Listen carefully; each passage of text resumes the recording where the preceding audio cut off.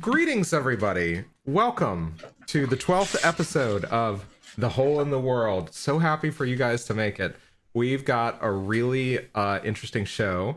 A lot has been happening.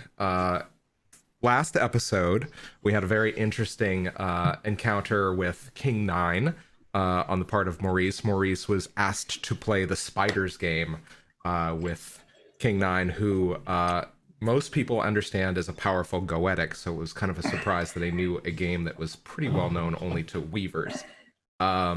So after a tense little back and forth and tete-a-tete with King 9, Kyrrie found herself having a otherworldly experience with the mirror in her room.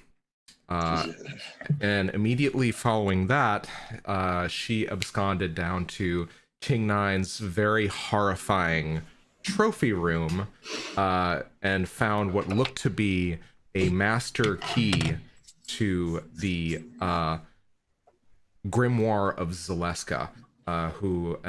Is it Zeleska or Zeleska? I can't remember my own NPCs, but maybe it's like the Hendasa. It's spelled differently every time. I think it's like Zeleska. I think it's transliterated. It doesn't matter. I actually kind of love that. I mean, as someone who understands the words, like, what if her name literally just alternated sometimes in the fabric of reality, and then it is whatever it is today, and it changes. And that's the thing, is names have meanings, so names have power, as we know. You guys, you encountered Avelia. You were also followed by our resident stealthy apostates, you guys did very well to end up eavesdropping on the game with Maurice, which ended, and which you quickly needed to beat a retreat from, to avoid being caught by King 9. You guys made it out into the trophy room. Avelia opened a candle flame portal within the trophy room, and you guys found yourself on the west side, which is the opposite side of where your rooms are. And right after that, you, Maurice, had a confrontation with Basil Fictorum, who, after taking a lock of hair that King 9 took from you, he essentially used some sort of magical spell using the hair as a material component, and he took one look at you and said, "Hello, father." And so we find ourselves in a very tense situation. So this calls for a couple of things. First off, some music. And the next thing we're going to do is we're also going to pull a card from the Sooth deck to set the tone. And our card is an interesting one. This is the Conspirator, which is a defender of the Secrets, Ravens, Books, and Flame family. Which one of you is that? I'm not the Flame, but Secrets, Ravens, and Books. Yeah, so you get +2 on all of your actions going forward. Nice. Yes. Its meanings: upheaval, hidden agendas, and gossip. The conspirator keeps to the shadows, whispering with others like her. How many conspirators are there? Who is involved? We never know. Those hushed whispers in the right or wrong ears can tear us apart. Bring us all crashing down. The conspirator is the defender of secrets. She guards them and the family they represent. It is her role to know the secrets and spread them as needed, whispering to just the right people at the right time. And the final tagline for this is, she speaks in words of power, but a different kind of power.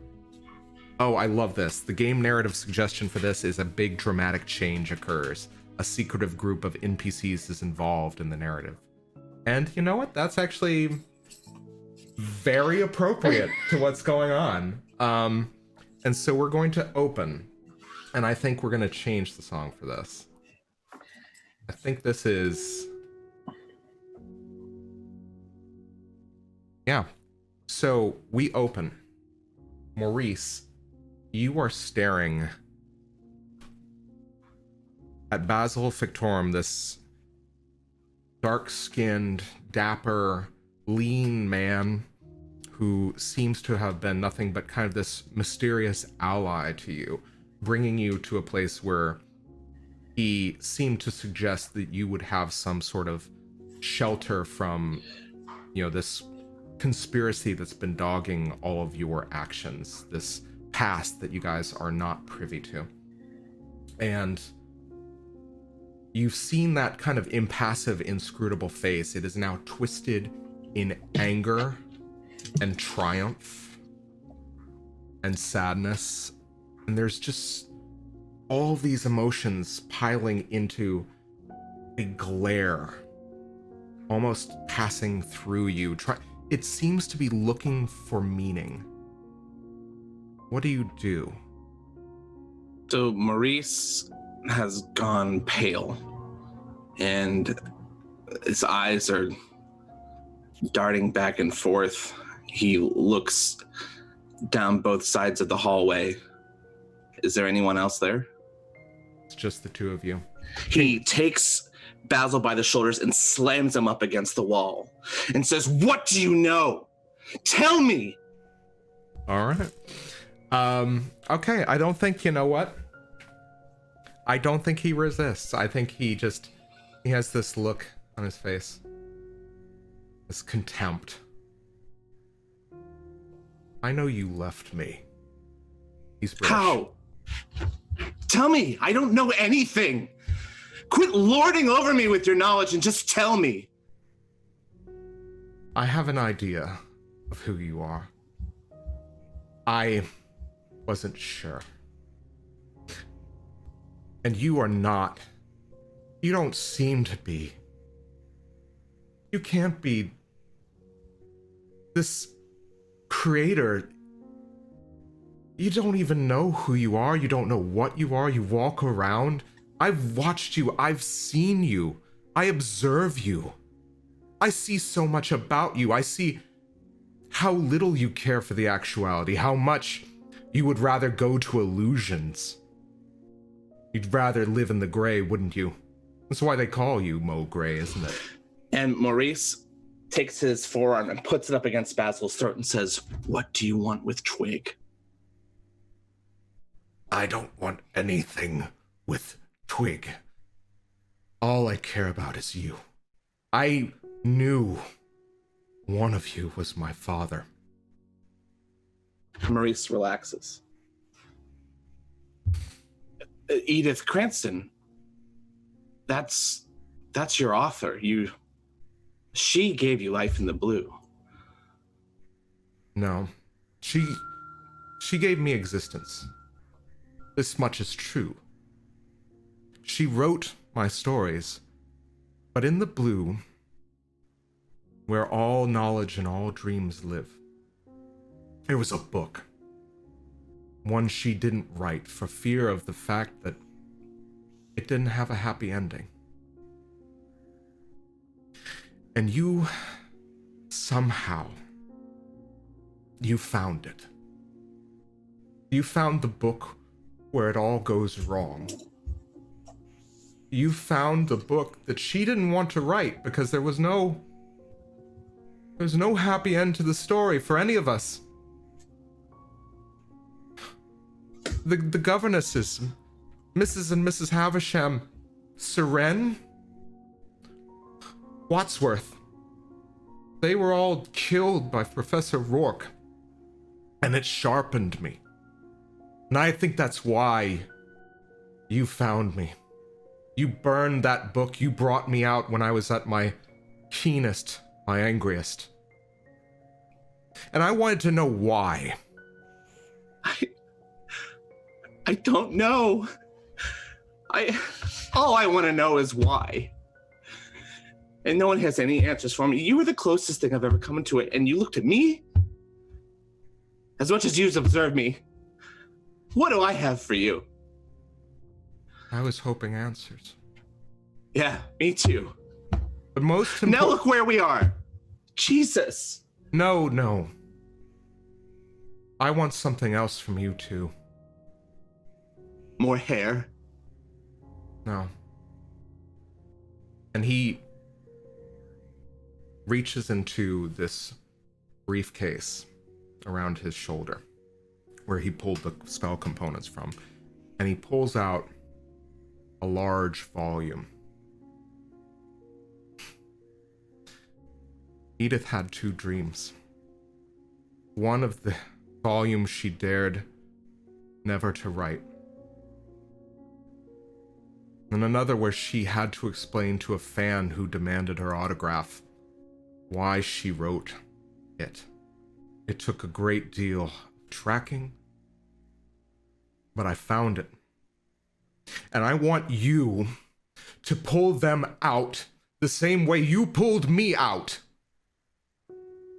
I want them to live and have their happy ending, because they deserved it more than I did.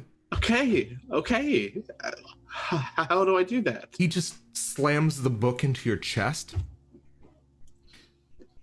He says, I don't know. You are not the man who raised me from literature. But I know who you are. I know who you're supposed to be. And I know who they are supposed to be, your friends. I didn't want to act on half knowledge until I confirmed. I couldn't believe it could be you. So who are we? Who are we supposed to be? You get that when you get them out. And I think we all need to have a little discussion, don't you, Mr. Webb, father? I know it doesn't mean much, but I'm sorry. I'm not who I'm supposed to be. I don't know what's going on, and I'm scared. I'm gonna pull a card. I'm gonna see how he feels about that.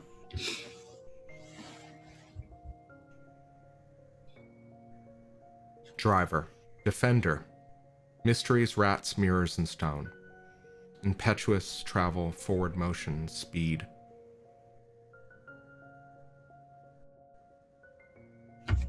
Okay. There is nowhere she cannot go if she is behind the wheel. All right. And I think that what that means is that Basil is looking at you and something clicks. Something changes. But it's not apparent. There's something, it's like a thermostat being turned 1 degree. And he says, fine, and come with me. And he opens the door to the game room. And he looks expectantly at you. Maurice follows. And he begins heading towards the west side of the manor. And we are going to cut to our other 3 vislae. How you guys doing over there? Trying to figure out how we're going to bridge this gap. Yeah, basically you found yourselves in another guest room on the west side of King Nine's Keep.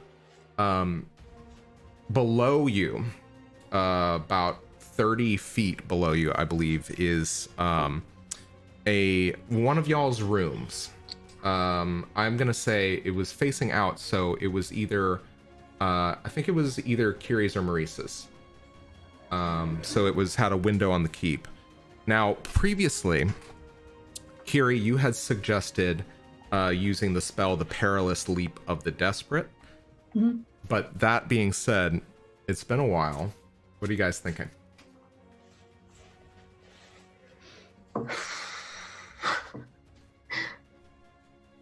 Well, I don't actually have any spells or items that are going to be useful in crossing like a gap, if that's what we want to do. I have something that can aid us being stealthy if we want to actually take the long way around and literally walk back to our area. Mm-hmm. So I have this Perilous Leap of the Desperate spell, but that is only good for me, effectively, to get over. That doesn't solve it for the rest of you. There had also been, I have the item that I took from the radio station, where it's a jar of moths, and that is similar to you, Gav, where it's a silencing thing if we want to try to sneak back rather than jump the gap.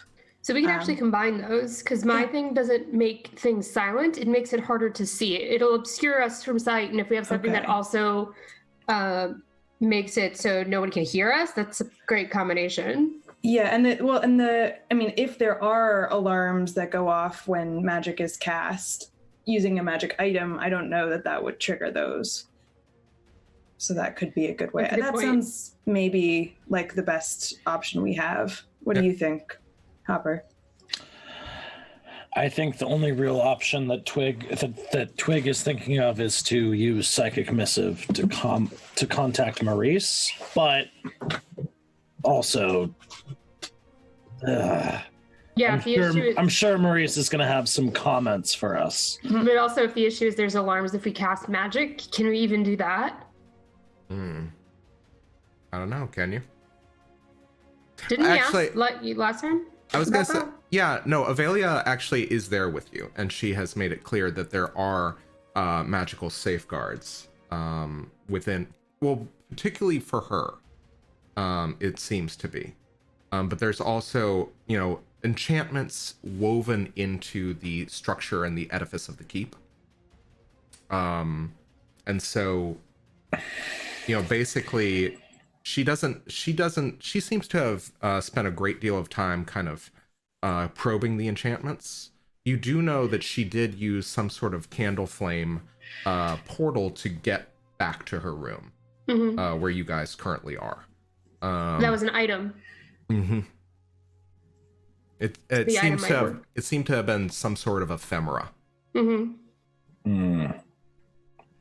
Well, what does my ephemera do? What a great question. Yeah, I keep forgetting that I found these random things in my coat. Unfortunately, they will not help us in this situation. Mine are all great for murder. Same! What a coincidence. Well, I have a couple that'll just give 3 bene into the movement pool, and a +1 to any action that we take. But there's nothing that's like for stealth specifically. So Zach, do I no longer have a +2 to my actions, or how does that work? Yeah, every time the card changes, you no longer have a +2.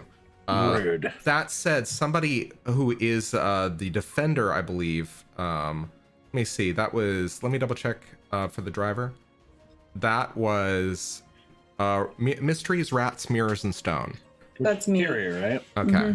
So you got, Kyrrie, you have +2 to your actions for the defender. Okay.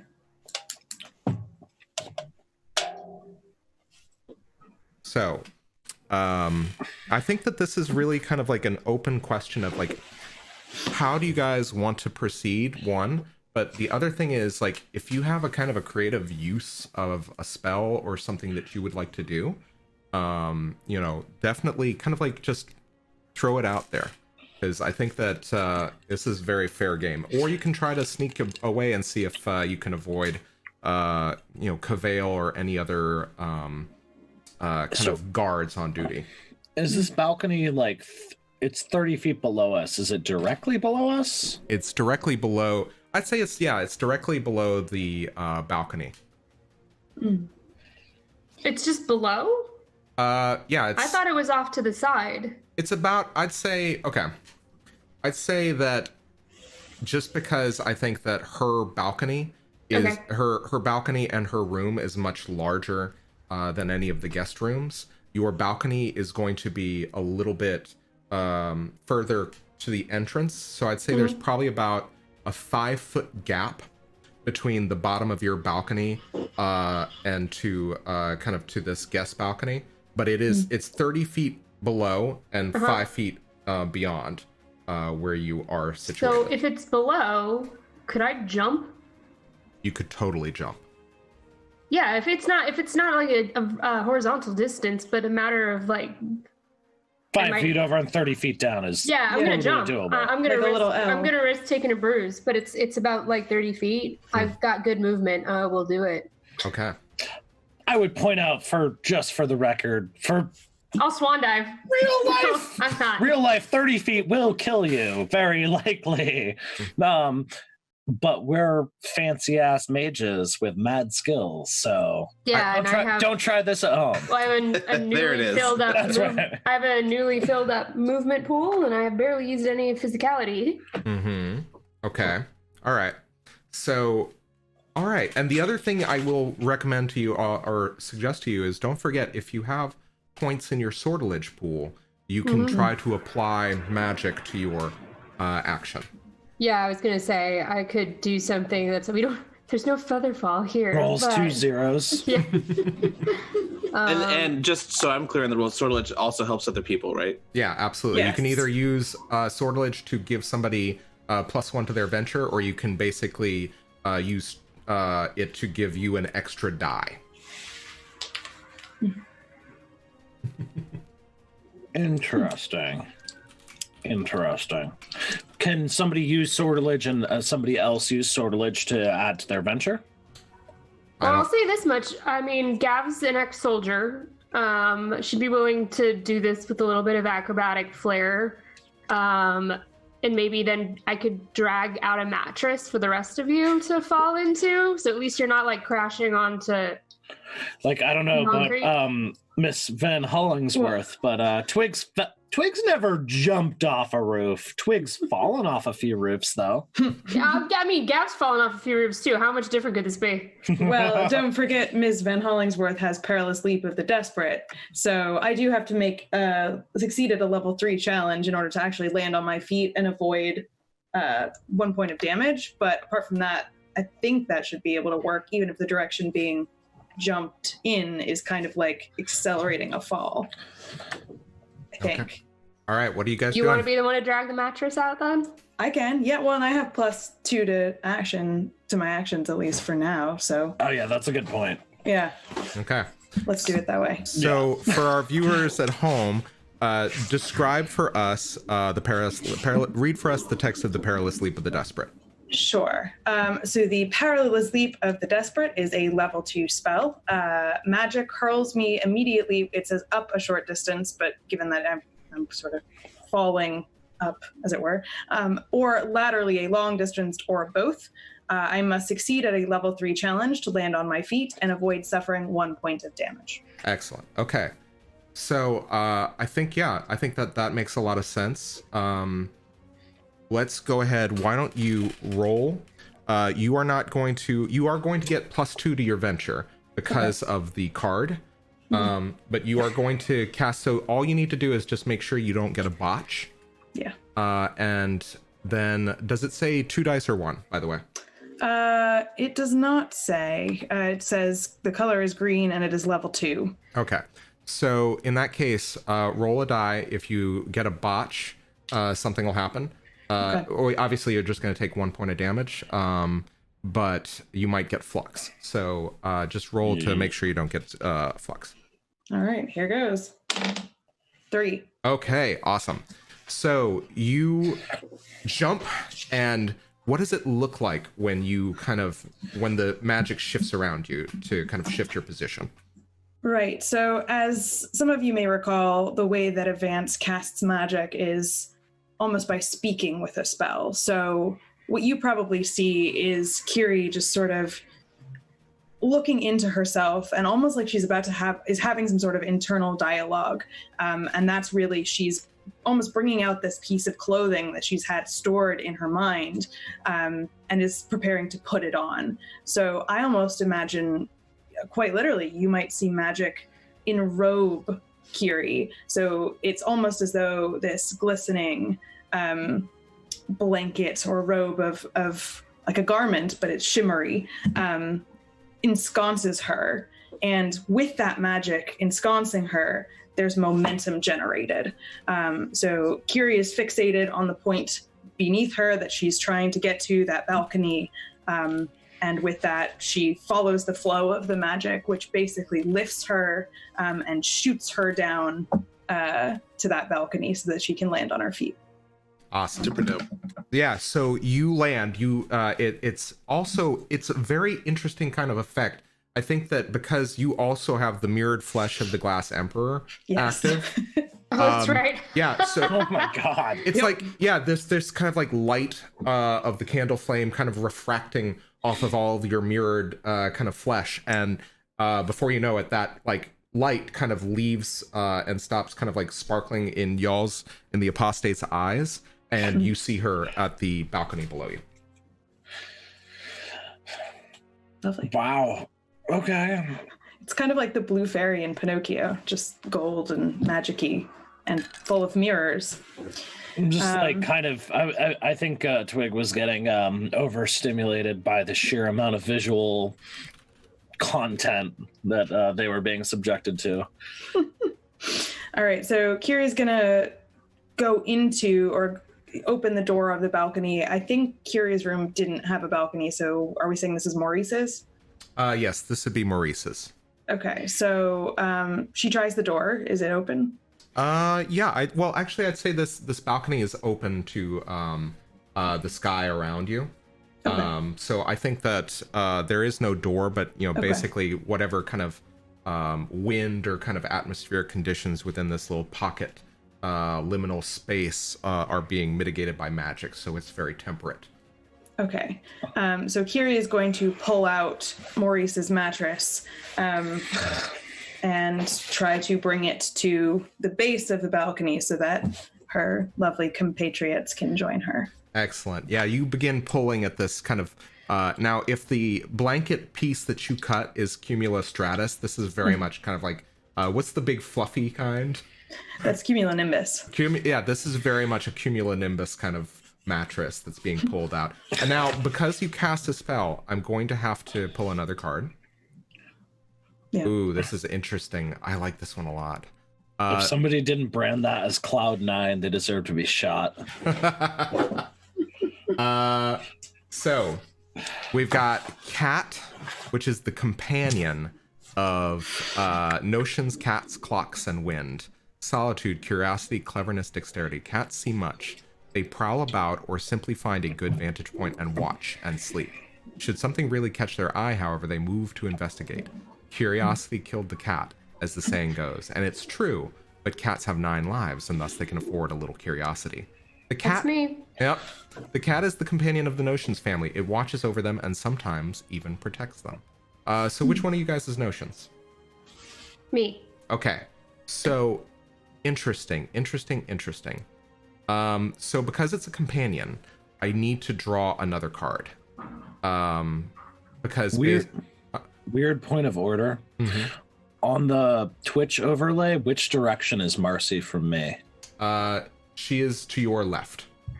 Dope. So in the future, don't point down, point to the left. Okay. Got it. Wait, this way. This way? My left. That way. All right. So, okay. You know what? I'm so sorry I asked. The Brady Bunch. How dare you? How dare you? Quick Muppet break. Okay.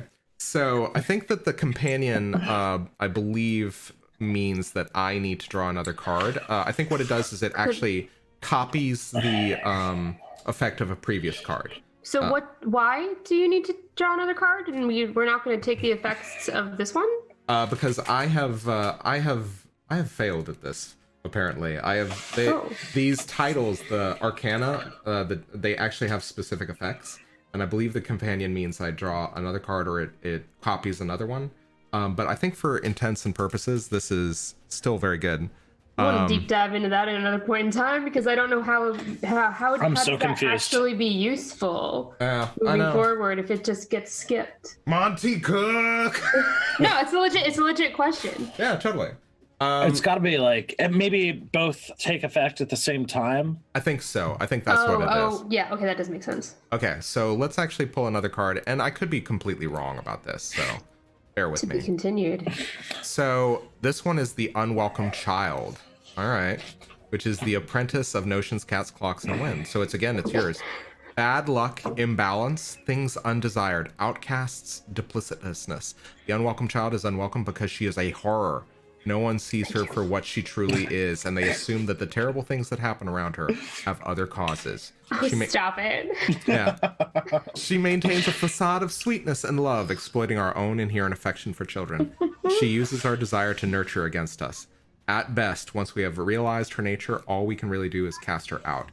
Anything more would be wrong, for she is, after all, only a child. The unwelcome child is the apprentice of the Notions family and brings them no joy. Okay, a negative card to be sure. The cat knew the truth, but no one would listen to it. So this is really great because it's the cat and this unwelcome child. The card is literally showing a shattering clock tower while the girl is holding this cat and restraining it. So like the meme with the little girl and the fire behind her. Exactly. So here's the thing. So this is what's going to happen. I believe, Gavriel, you are probably about to make your jump down, I'd say. Mm-hmm. And that is when, I think probably mid-jump, that's when you hear the sound of footsteps coming towards the door of Avelia's room. So I think actually, yeah. So, why don't you go ahead and roll me a movement, make a movement roll to see whether or not you land on the mattress. I'm gonna pop a Bene into that. Excellent. Now, just remind me, I believe you can only use one Bene at a time. You can use one Bene at a time unless you have a secret that allows you to use more, or you can choose to do sortilege and double your chances of landing. I'm gonna say your challenge for this is gonna be, you've laid out the mattress, so add 1 to the venture. I'd say the challenge would probably be about 5. So let's see if you can get a 4 with the Bene. Into that. Yep. You need a 3. It would be helpful if the dice didn't fall off the table. Oh no! Oh no! What happened? I rolled a 1. Okay, all right. So I'd say, okay, you, I think, distracted by the sound of the person at the door, you kind of, I think you probably get like wound up and get ready, and then you kind of like lose your footing when you hear, and you fall, and you fall about 30 feet. You're moving laterally, but rather than hitting the mattress, you ended up, your arm catches the side of the balcony, and it practically jerks your arm almost out of joint. So I am going to say take 1 injury. Oh, another one. So that's my second injury. Yep. Third one would mean a wound. So you're clamoring on. Mm-hmm. And I think at this point you're going to have to make another move to pull up. Yeah, okay, I can do that. Can Kyrrie assist? Absolutely. But before we do that, Twigg, you hear... Before I pull myself up? Before you pull yourself up. Okay. Twigg, you are hearing... you hear a voice and then a knock at Avelia's door. Can I identify the voice? Oh, you know the voice. Is it this motherfucker? It's Patrol. And you hear his hawkish voice behind the door saying, Lady Avelia, daughter, we have heard some sign of magic coming from here.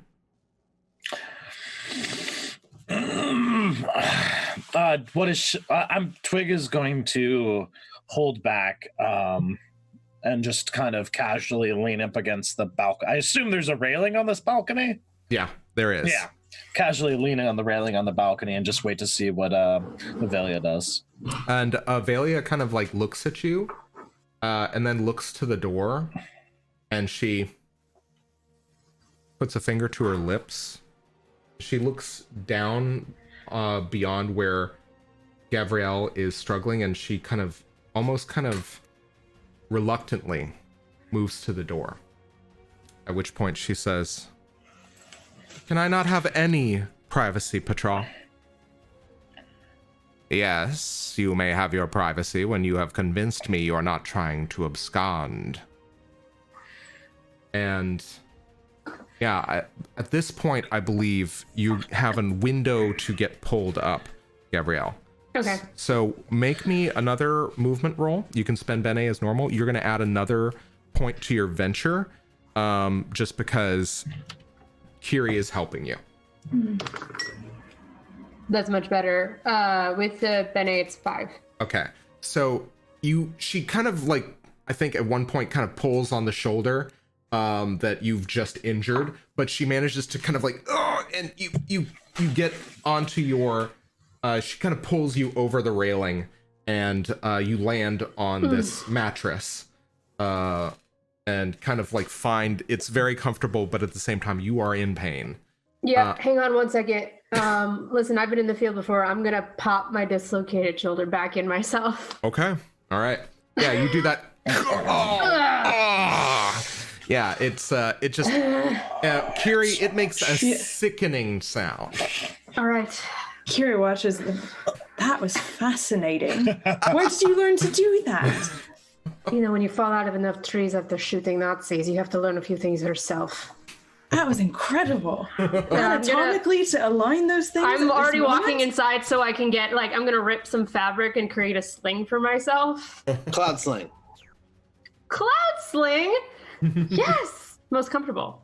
It's not going to really help for my stability, but whatever. All right. So back to the action. Patrol, you hear after a moment say, Twigg, I think a search would be in order. Otherwise, I might have to tell your father. Jump? Yeah, Twigg, what do you do? I'd like to observe her, see what her body language says. What are you looking for? I just want to see if she's about to open the fucking door, and whether she is scared or whether she's like kind of like, you should fucking leave now. Yeah, kind of vibes. She does this thing where she makes eye contact with you, and then she goes like that. Okay. And at which point you can tell if there's an actual fear on her face. It's more for you than it is for her. Fair. So I'd give her a little scout salute and vault and jump. All right, make me a roll. I will pump sortilege into this, because what could possibly go wrong? All right, you've got one. You got one for your venture. We're gonna try to. You need to roll a 4 or above. That is an 8 on the magic one and a 2 on the non-magic one. Awesome. Okay, so describe for me how you kind of give yourself this additional magical boost to make it. So I actually vault over, and when Twigg kicks their foot back to push off, instead of hitting the balcony, I've already moved too far, so I just push off of like this pulse of air. Mm-hmm. Like this air that's kind of become gelatinous and solid briefly, just enough to give me leverage to launch myself forward. And then, did you guys bring the mattress back in yet? No. Okay, dope. I'm just going right for that mattress, and then belly flop. All right. At which point, I think up above you, you hear the sound of the door opening, like with kind of like a very kind of a bit of force. What do you guys do? Are you still out on the balcony? There's no possible way we could hear that from where we're at now, I'm assuming. That's true. You'd be 30 feet down. So, I mean, if it was with force, you can definitely hear a door being kicked open. I think. Well, but Twigg does know what's happening, so Twigg could communicate to us what's going on up there. Yeah. It's just like, get mattress in now. Yeah, okay. I get it. No. I'll start pulling it in post haste. I'll get off and help. That would help, yeah. All right, so you guys pull in the mattress, and you have a feeling that you just probably avoided disaster as you hear Avelia's voice saying, well, fine, then let yourself in, I suppose. The worst. Fucking God. And that is when I think you guys hear a knock at the door. Oh, great timing. Should I answer it?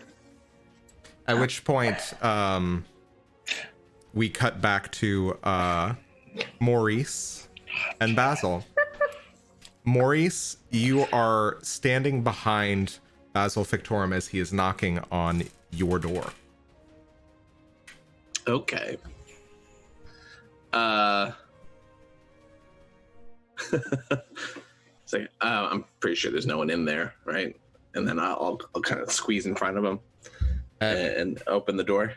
At which point, as soon as you come in, you see all three of your friends. One of which I think, yeah, Gavriel is like gripping her shoulder, like just like kind of I'm like finishing like tying off like a sling around it. I'm like, hey. Yeah, you guys are pulling in your mattress. And at which point, I think that Basil says behind you, "You're all about as subtle as blunt force trauma." Thank you. And then Maurice turns back to Basil and says, "Get in here." And he closes the door behind you.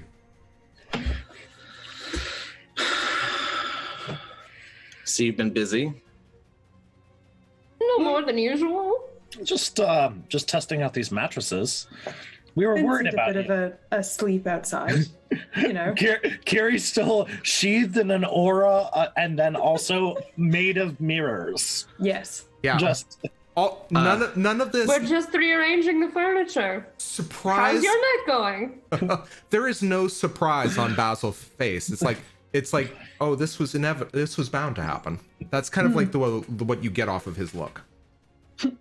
So Maurice looks at all of you and says, despite what I see in front of me, I think I might have had the more interesting evening. And he tells you about playing a game with King 9, and then positions. I don't know that. And then as Maurice is talking, he positions himself to block the door between Basil, to block the passage to the door between him and Basil, and says, "And this one knows all of our secrets and won't tell us until we do him a favor."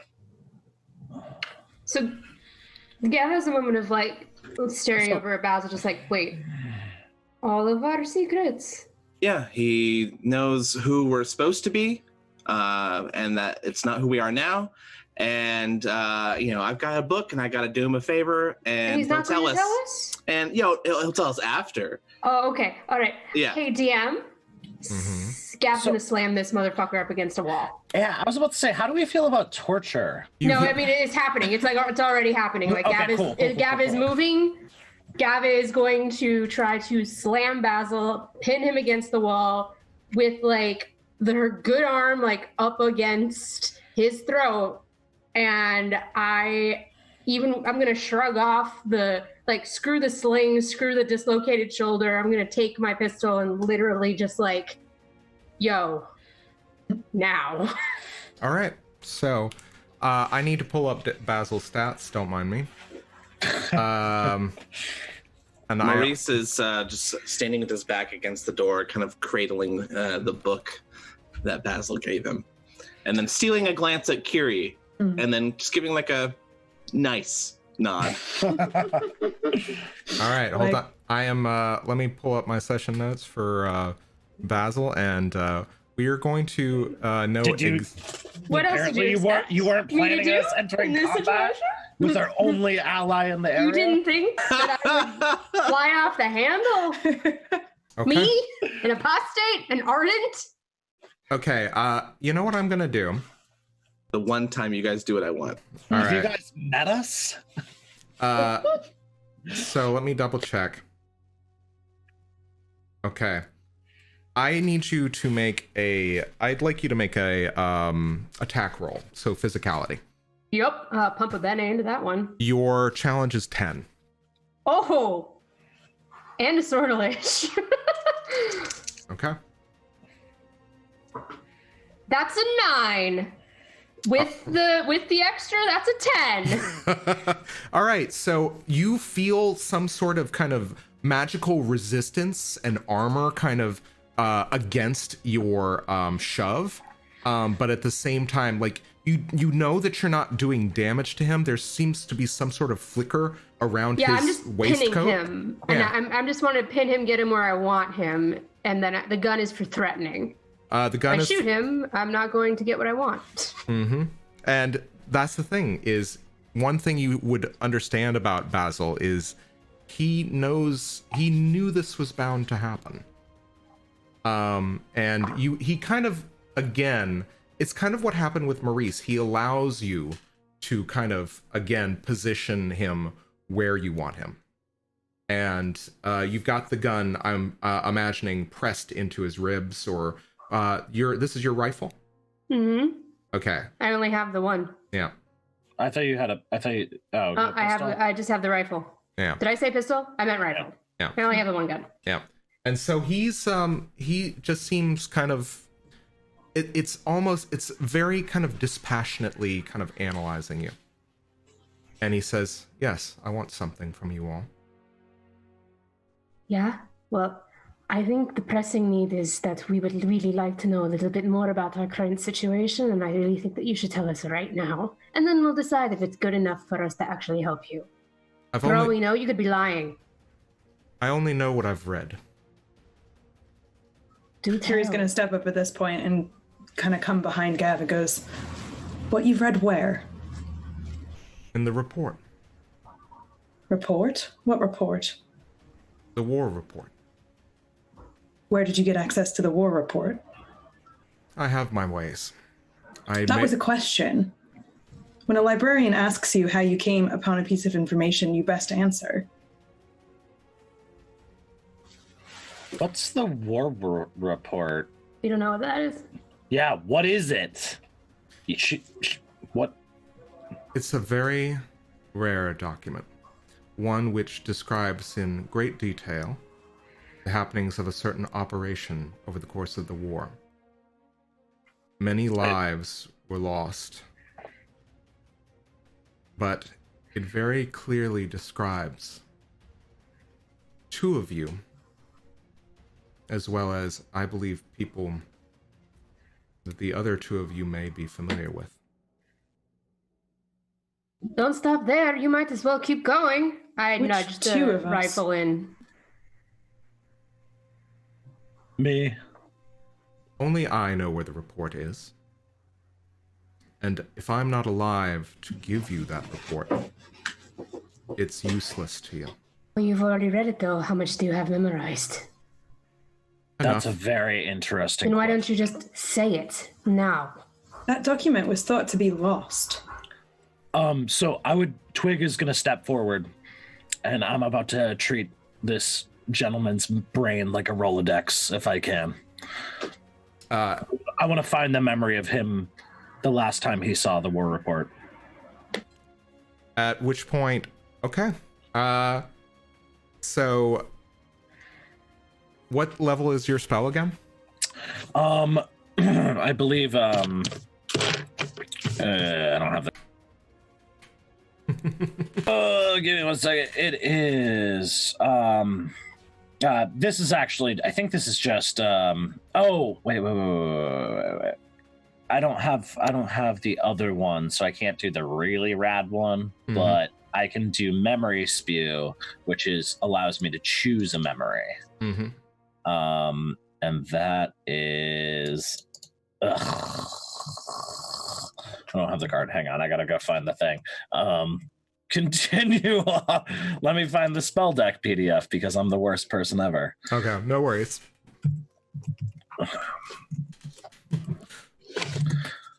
Oh God. Memory spew. Yeah, this is the most exciting. This is what you're here to see. Somebody search a PDF. It's level 3 plus 1 dice. Okay, so you are going to roll twice. You are going to need to hit, if you spend a bene, you may, if you spend a bene, you are going to need to roll a 6 on either die. Okay, I will do that. Okay. All right, so does it matter? Do I have to differentiate with spell, or both dice are magic dice? One dice is going to be magical. One's magical. Actually, yeah, no. Both dice are going to be magical, I believe. I'll read up on that, but let's assume for now they're both magical. So you could stand the chance of getting double flex. Yeah, that's great. I like my teeth where they are, thank you. That is a 7 and a 3. Okay. Unfortunately. All right. So you realize that he was kind of, again, this is one of those circumstances where it looks like he was prepared for it. And you touch him, and the very first thing he does is he puts out his hand, and he vomits forth. It's like a gelatin, right? It's like a little, it's basically like, imagine like a really big bubble tea thing. And it's smells like and is colored with like similar to the nature of the memory. So a really shitty memory will be like black and kind of smell like asphalt. A really good memory will be like, happy, bright colors and smell like birthday cake or whatever. It is the color of gray custard. And it's the colored and consistency of gray custard. I would rather eat the asphalt. Ew. And then he says, "You're more than welcome to it." I'm gonna look him dead. Twig looks him dead in the eyes. I'm just this motherfucker is keeping us from us. Like, go fuck yourself. I'll pop that in there. All right. Chew it angrily while I stare at him dead in the face. And the taste is that of contingency. And you recognize a moment from a point of view, Basil's point of view, where he has spoken to the hostess or the mistress of the secret bar. And he says very clearly to her, in your mind's eye, "Keep this safe for me." And he hands over a manila folder. "And only give it back when I request it, and if I give you a certain phrase. You know which one."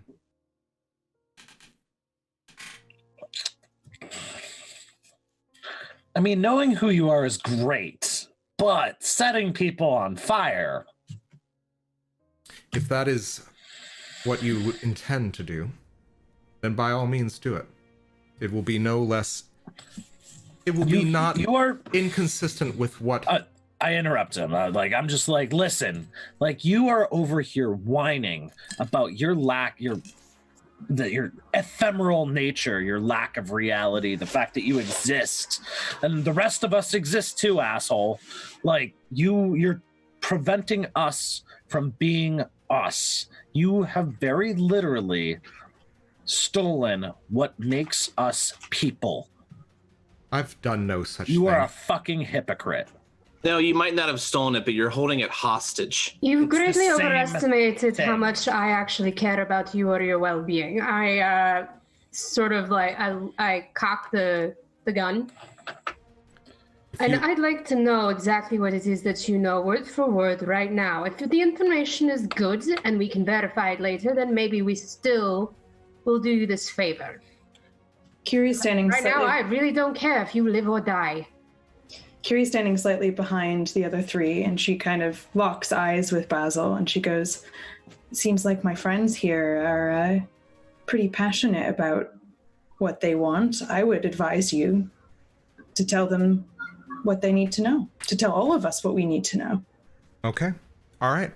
I want, it sounds like, Gavriel, you are making an intimidation roll. So make interaction. Okay. You may make an interaction roll. You may add 1 to your venture, plus any skills you have for intimidation.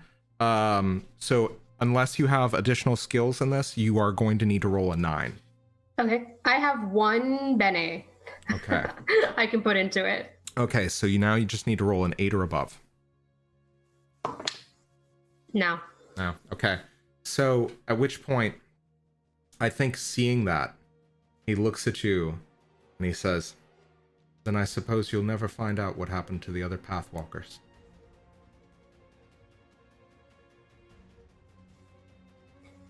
I have other contacts. Not this one. Kyrrie looks at Gav. Pathwalker? One of the people that I met, remember, at the university. Oh, yes, the woman who's a scholar as well. Yes. Julia, right? That's how I wrote it down. Mm-hmm. That doesn't seem to really phase Gap too much. You have 30 seconds. Then I guess I should cherish this time. Anybody have any tea?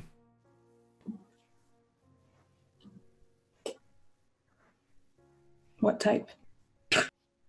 Earl Grey. Is it Earl Grey hot? Very much. Is there anything to make tea in the room? Yeah, I'd say... Zach, I'm sorry, I interrupted you. Go ahead. No, go ahead. What are you going to say? Do we all have, like, wicked keys? Do we all start with that, or no? Only we one all of us started does? with one. Yeah, you all started with one. I'm well, the I only see one an that's used obstacle. it. I've used mine as well. I haven't. Oh, you have? I haven't either. Okay. I see an obstacle here. Now, correct me if I'm wrong, or rather remind me and the audience, what does a wicked key do? It literally offers a key to an obstacle, whether or not it is literal, figurative, or a person. This does feel like an obstacle. All right. One might say that. Yeah. One might say that. And in fact, do you produce this key? Oh yeah, I'm gonna balance like the my rifle just like on my bad shoulder. Like that's how intense I am about this. I don't care how much this fucking hurts. Yeah. And I'm gonna pull the key out. Okay. At which point he looks and he says, I can only tell you so much. You have to experience it for yourself, regardless of what you unlock. But by all means. When you say experience, what exactly do you mean by that?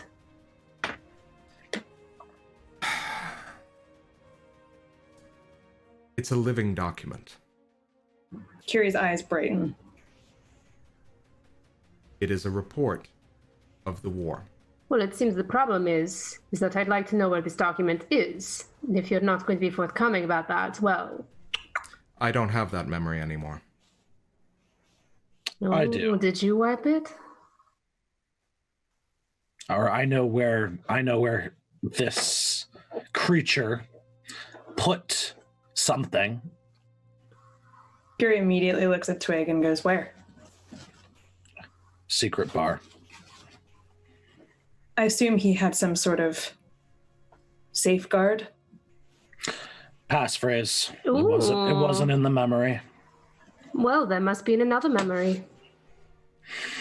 I don't know. I'm just thinking we can tie you down and I'll start stripping you bare. Oh, we can always do that if the key doesn't work. Or I'll just start shooting various limbs. Do you think that, honestly, the sound of and report of a rifle is not going to resound throughout this keep? Do you think, honestly, that Avelia will let you leave this place? Oh, poor Avelia. She'll be very, very sad, but I also don't care. And it doesn't strike me that King Nine very much cares for your well-being either. I think we might be taking care of loose end. Gav, do it. Use the key. Oh, the better angels on my shoulder are actually encouraging me here. So we'll start with the key, and then my countdown continues. Very well. I want to use the key specifically for the password. All right. And he says, the fog creeps silently through the ghost wood this time of day. He says that out loud, or it's the memory of the actual password? You've asked him to say the password phrase, and he says it. With the key. With the key, he says it. Say it again for me, Zach, just so I can write it down for posterity. The fog creeps quietly through the ghost wood this time of day. Does he say it with any particular inflection? Resignation. No, in terms of, are there words in the sentence that he's actually emphasized in the way that he delivers it. No, I think it's the fog and ghostwood would be the emphasis. Okay.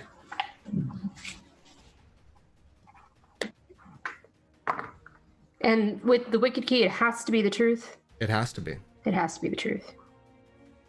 He still needs to be the one that says it. True. But this is the information he promised after we did his favor. He would tell us everything. How specific was that memory? He has to be the one? So more importantly, I have his memory and he no longer has it. Yeah. He gave direction to the proprietor.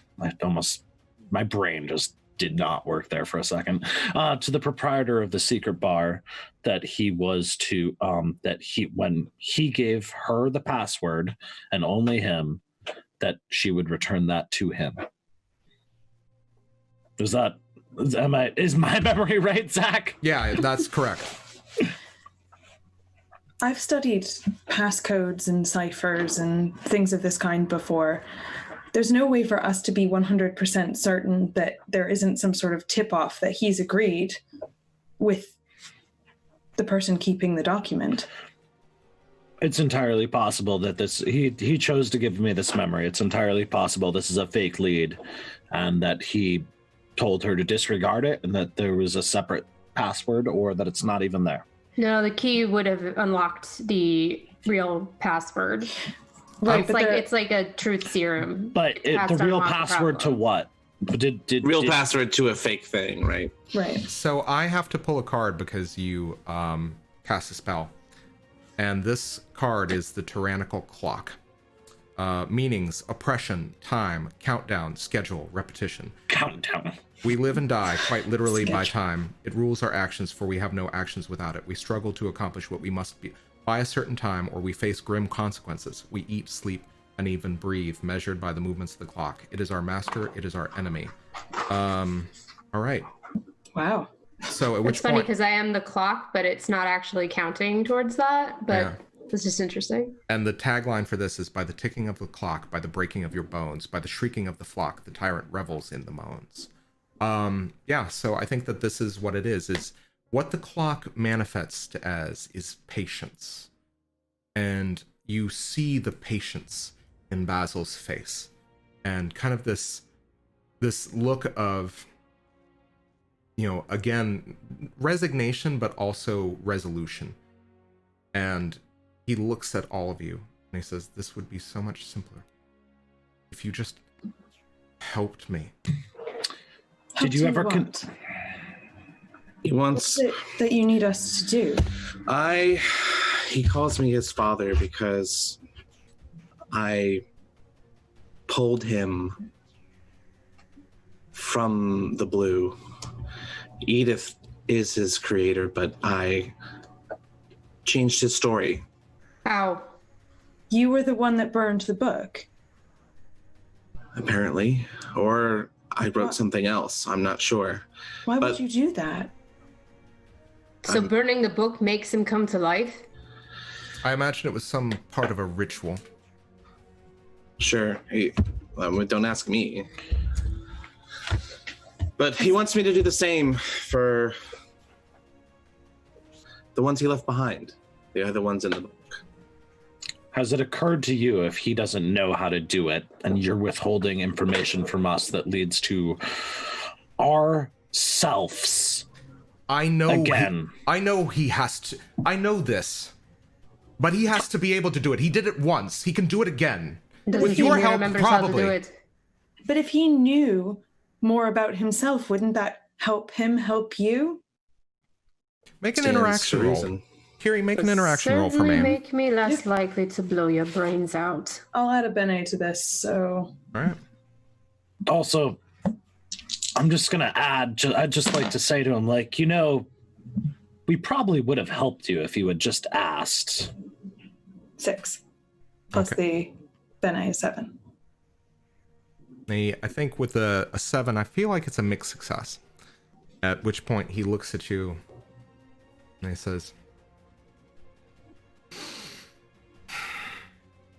I believed you would be more willing to help me. Because I thought I had the measure of your character. But I think I had the measure of your prior lives. You are not the knights of the name that I read about. How can we be? What? Say that again? I believe we both said... you said the what, and I said the fucking what? And I said, how can we be? How can we be something we don't know? You're withholding that from us. Is one truly oneself if one does not remember who one is? That's a philosophical question we're not going to be able to get to if you don't get the report.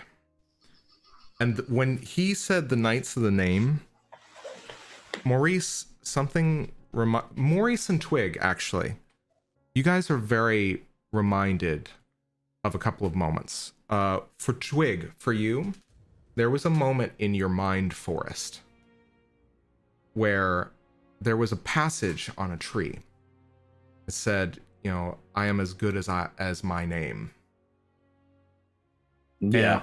And Maurice, I think you read at some point a bit of graffiti as you were wandering through the expanse, something to that effect. And hearing the name, the Knights of the Name, the phrase, it feels deeply familiar for both of you, Twigg and Maurice in particular. And Kyrrie, there's something that's familiar about it, but you can't put your finger on it. Gavriel, you have never heard of... I think you've never heard of this. I think there might have been like an oblique reference in your time in the kind of like in the service of, these underworld figures. But almost kind of like as like an exclamation or like a colloquialism. Mm-hmm. Yeah, kind of like, if he's as good as his name, that sort of thing. What do you guys do? Manifestation of the clock for Maurice is a doubling down on exhaustion. Okay. He's holding it up the door, but now he's more slouching against it. The spider's game took it out of him. This took it out of him. He's too tired to speak and probably will fall asleep standing up very soon. Okay. All right. Twigg, what do you do? Twigg just kind of standing there, staring at Basil, just trying to decide. There's a lead, and this person is fucking with us and just has not stopped and will not stop. He's a manipulator. He's a user. He's not... I don't know that... At that point, Twigg will actually say something. I don't think we can trust this guy. This person, this creature, this thing is not real. Look, he's not he real. needs us to do something. So no, he wants us to do something. So he's not a threat. Distinction. He's not a threat. I would argue otherwise. King 9 is a threat. Jaren is a threat. Whatever we're supposed to do for King 9, and whatever the hell it is you guys have been doing. Why are you made of glass? Mirrors. They're mirrors. It was defensive. It's a long story. Are we in trouble aside from this? What's going on? So let me understand this correctly. And Kyrrie looks and kind of locks eyes both, with each member of the group, but then also with Basil Fictorum, and says, you need us to remember, you need Maurice to remember how to create something fictional into reality. And Kyrrie kind of looks at Maurice specifically and says, and you don't remember how to do this, at least not in the same way. No, No, I desperately want to remember. How does he think that we're going to pull this off? I think Kyrrie holds up one hand to Gav for a second and then looks at Basil and says, you would have researched this extensively. This is your history, after all. You've been looking for your father for goodness knows how long. Is there anything in what you found or read that suggests there is a documented process for this that we could find? Whatever it was some form of long-form magic. I imagine together you all have access and means to some sort of research privy to the Vance, or if one of you were a goetic, I believe you also met the acquaintance of several makers. Apostates, your power just comes from your raw force. I hoped that together you could find this. And in all honesty, I am desperate. And that is why I have given you this ultimatum. You've built the game well, Mr. Fictorum. But not well enough. You don't need to manipulate people to help you. If there's anything that I have learned in the actuality after becoming a part of it, it is that that is indeed false. Then the actuality has hardened you. Basil Fictorum of the books, Basil Cotton, and she uses specifically his given name in the books. Basil Cotton was a man of ideas. He was interested in the logic. He was interested in solving the puzzle. He was not this cynical. And what's happened to you? He holds up his hand, and he just takes his fingernail, and he digs it in, and until he breaks the skin, and he begins to bleed, and he says, I am not Basil Cotton. I'm something different now. Well, whoever you are, can you help me get my mattress back into the room? It's in the room. It's just not on the bed. I mean, I still have him pinned up against the wall with a gun on him. Yeah. I'm going to get my mattress. All right. So what do you think? The question is aimed at Twigg.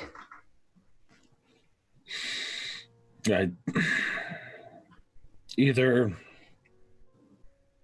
we take him and we strip him away layer by layer, which I'm not willing to do because I'm better than that.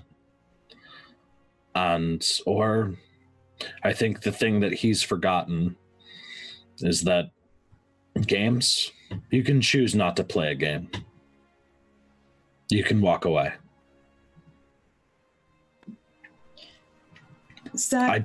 I won't be controlled. The war report, how much would Kyrrie have known about that or heard about it? You know that all information pertaining to the war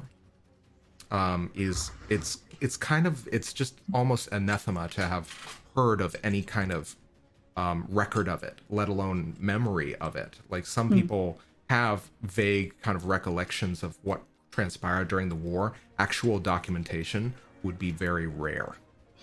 So from an archivist standpoint, it might be sort of more legendary, or there was a legend that it was lost and that was it. You know for a fact that if you were able to somehow acquire this and give it to the Order of the Vance, it would be heavily researched. It would be the equivalent of an object of power. Twigg, this document is not only important to our personal histories, it's important to the history of the actuality, the history of this entire world. We can't do anything which damages or that risks the possibility that this document wouldn't make its way into public hands or public knowledge. And Maurice is lying down in the middle of the room, wherever the mattress, and he says, like, with his eyes closed and an arm over, says, and that's assuming it's not a piece of fiction in the first place. I've not been given a single I don't think any of us have been given a single indication that this, whatever he is to be trusted. Nope. The only thing he's demonstrated reliably is that he can't be trusted, that he's manipulating and plotting and planning. But the stakes are so high. If this document is real, it changes everything. Everything for us, everything for this world and what we know about it and what it knows about itself. So if you had this information all along, what was the point of bringing us here? Maurice is snoring loudly. Yep. And I think at that point, yeah, I think he looks to you and says, the point is that I knew that all evidence suggested that Maurice would not be able to do this alone. And so I'd hoped that bringing you together, offering you this ultimatum, you would be able to do the impossible. But I don't understand why you would bring us here specifically. Like I said. What does King 9 have? Why couldn't this conversation... You have the blackmail. You have what we need. You could have done this in the bar. You could have done this on the way. But look how where I am now. And he touches the rifle gingerly, jammed into his gut. I jam it in further. Did you I knew that this would be your reaction. I knew that this is how you would recoil and how you would act and perform. Do you think that I would do such a thing, that I would give you this ultimatum, not knowing that I have the insurance of this place behind me, its protection, its walls, Avelia's favor? I have arranged all of the pieces in such a way on purpose. Zach, can I use an action to refresh a pool? Absolutely. I would like to refresh my sorcery. And I'd like to would you say all this has happened in about the past 5 minutes? Yes. Excellent. So I would like... Nice. Oh, wait, what happened? Hopper, you muted yourself. All right.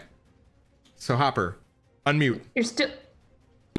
sorry, it's level 4. No. Oh no, you did it again. Now you're not. Yeah. Oh, so it's level 4 plus 1 dice. All right. Scroll up really aggressively by trying to use the spacebar to unmute myself. Yes. So consume memory. I take away the memory of the last 5 minutes from the person that I touch. I in turn gain that memory. Yes. Okay. That's interesting. And yeah, I need you to roll. His defenses challenge rating would typically be a 10. I need you to roll a 6 on one side, one die. Okay. So right before I do that, I just say, Gav, put the rifle down. No. Act like nothing is happening. Oh, he sees what you're about to do. I think, actually, okay. You know what? Good luck getting away from me. All I have to do is touch you, bro. I'll play tag all fucking day. All right. You have a minute to get away from me in a closed room with somebody holding you down? I'll take that bet. Okay. Actually, okay. You know what? God, this character's getting dark. Yeah. Twigg. You might be stopping me from doing something way darker. Yeah, okay. What are you going to do? All right. You know what? I'm going to let this transpire. But let's see what happens. Okay. All right. Can I pump it with a Bene? Bene? Yeah, you may. So it's a forte ability. So can I use Bene or sortilege or what? Yeah, use sorcery to pump the sortilege. Yeah. So at that point, you just need to get a 5. So I need to get a 5 on one of 3 dice. 1 of 3 dice. Oh, wow, you added 2 dice? No, I added 1. It already has 2. Okay, so you can only add a Bene or a sortilege. You can't do both. Yeah, I'm adding a sortilege because I need to get a 5 on 1. Yeah. So the odds of getting 3 zeros are really low, but I might just die. Who knows? Knock on wood. Yeah, I have so much of it around. Real. Sustainably harvested. Wow. Okay, so that's a 4, a 7, and a 5. Okay, all right. So with 2 successes, you successfully take the memory. What are you looking for anything in this memory, or what? No, so this specifically, this ability is called Consume Memory, and it's part of the Logovor's Forte tree. Mm-hmm. And it specifically takes the last 5 minutes of a person's memory, gone. Okay. And I have their memories. Okay. So you're effectively rewinding the clock 5 minutes in Basil's mind. Exactly. So he does not remember, but we do. He might not even, depending on, I'll leave that up to you, Zach, because we haven't set an actual timer. He might not even remember entering the room. I think I just don't want him to know what he said to us. Okay, fantastic. At which point, I think he kind of shakes his himself out of it, and he looks at all of you, and he says, "So I assume you've already heard my offer."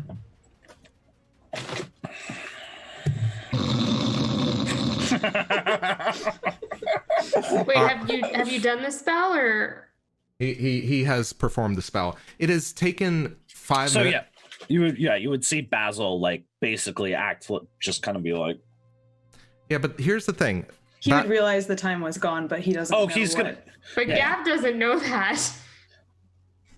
Yeah, Basil looks at all of you and he says, I think finding himself in the room, being confronted by you, knowing what he was intending to do, he's going to look at you and he says, "So I assume you've heard my offer."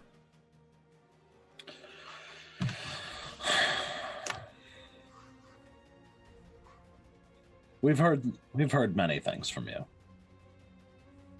At which point he kind of looks to the rifle that Gavriel is brandishing, and he looks at all of you and he says, "Am I free to leave?"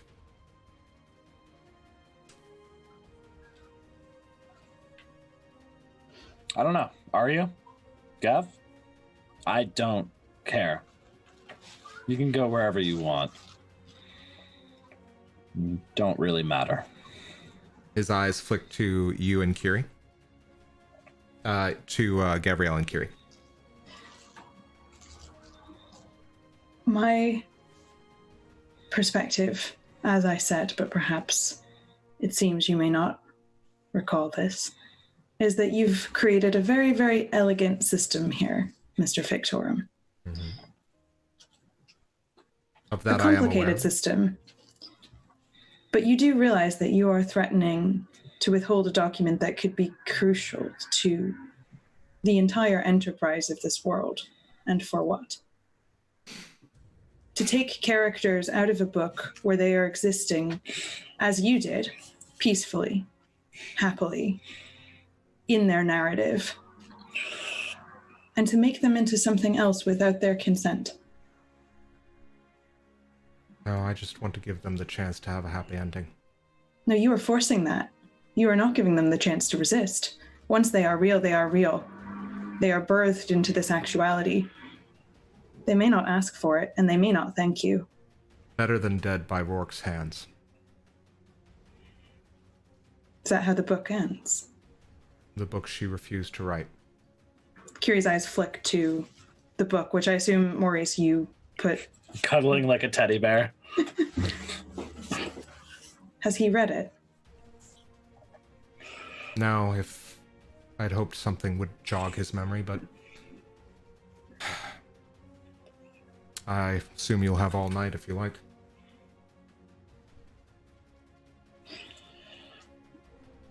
Will you give us a window to think about this? Of course.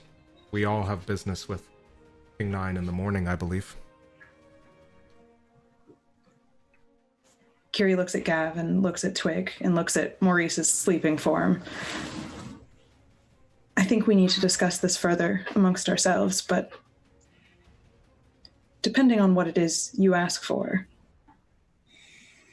what you require of us, and what the consequences are for failure, that will determine the outcome. For failure? We'll end up where we started. How do you mean? We'll be no closer to the truth. You or I. that has a very visible effect on Kyrrie. She looks at Basil straight in the eyes and says, well, I am a librarian. The quest for truth is something I am bound to. We may not have to be enemies here, Basil. I think that decision's already been made. Oh, yes.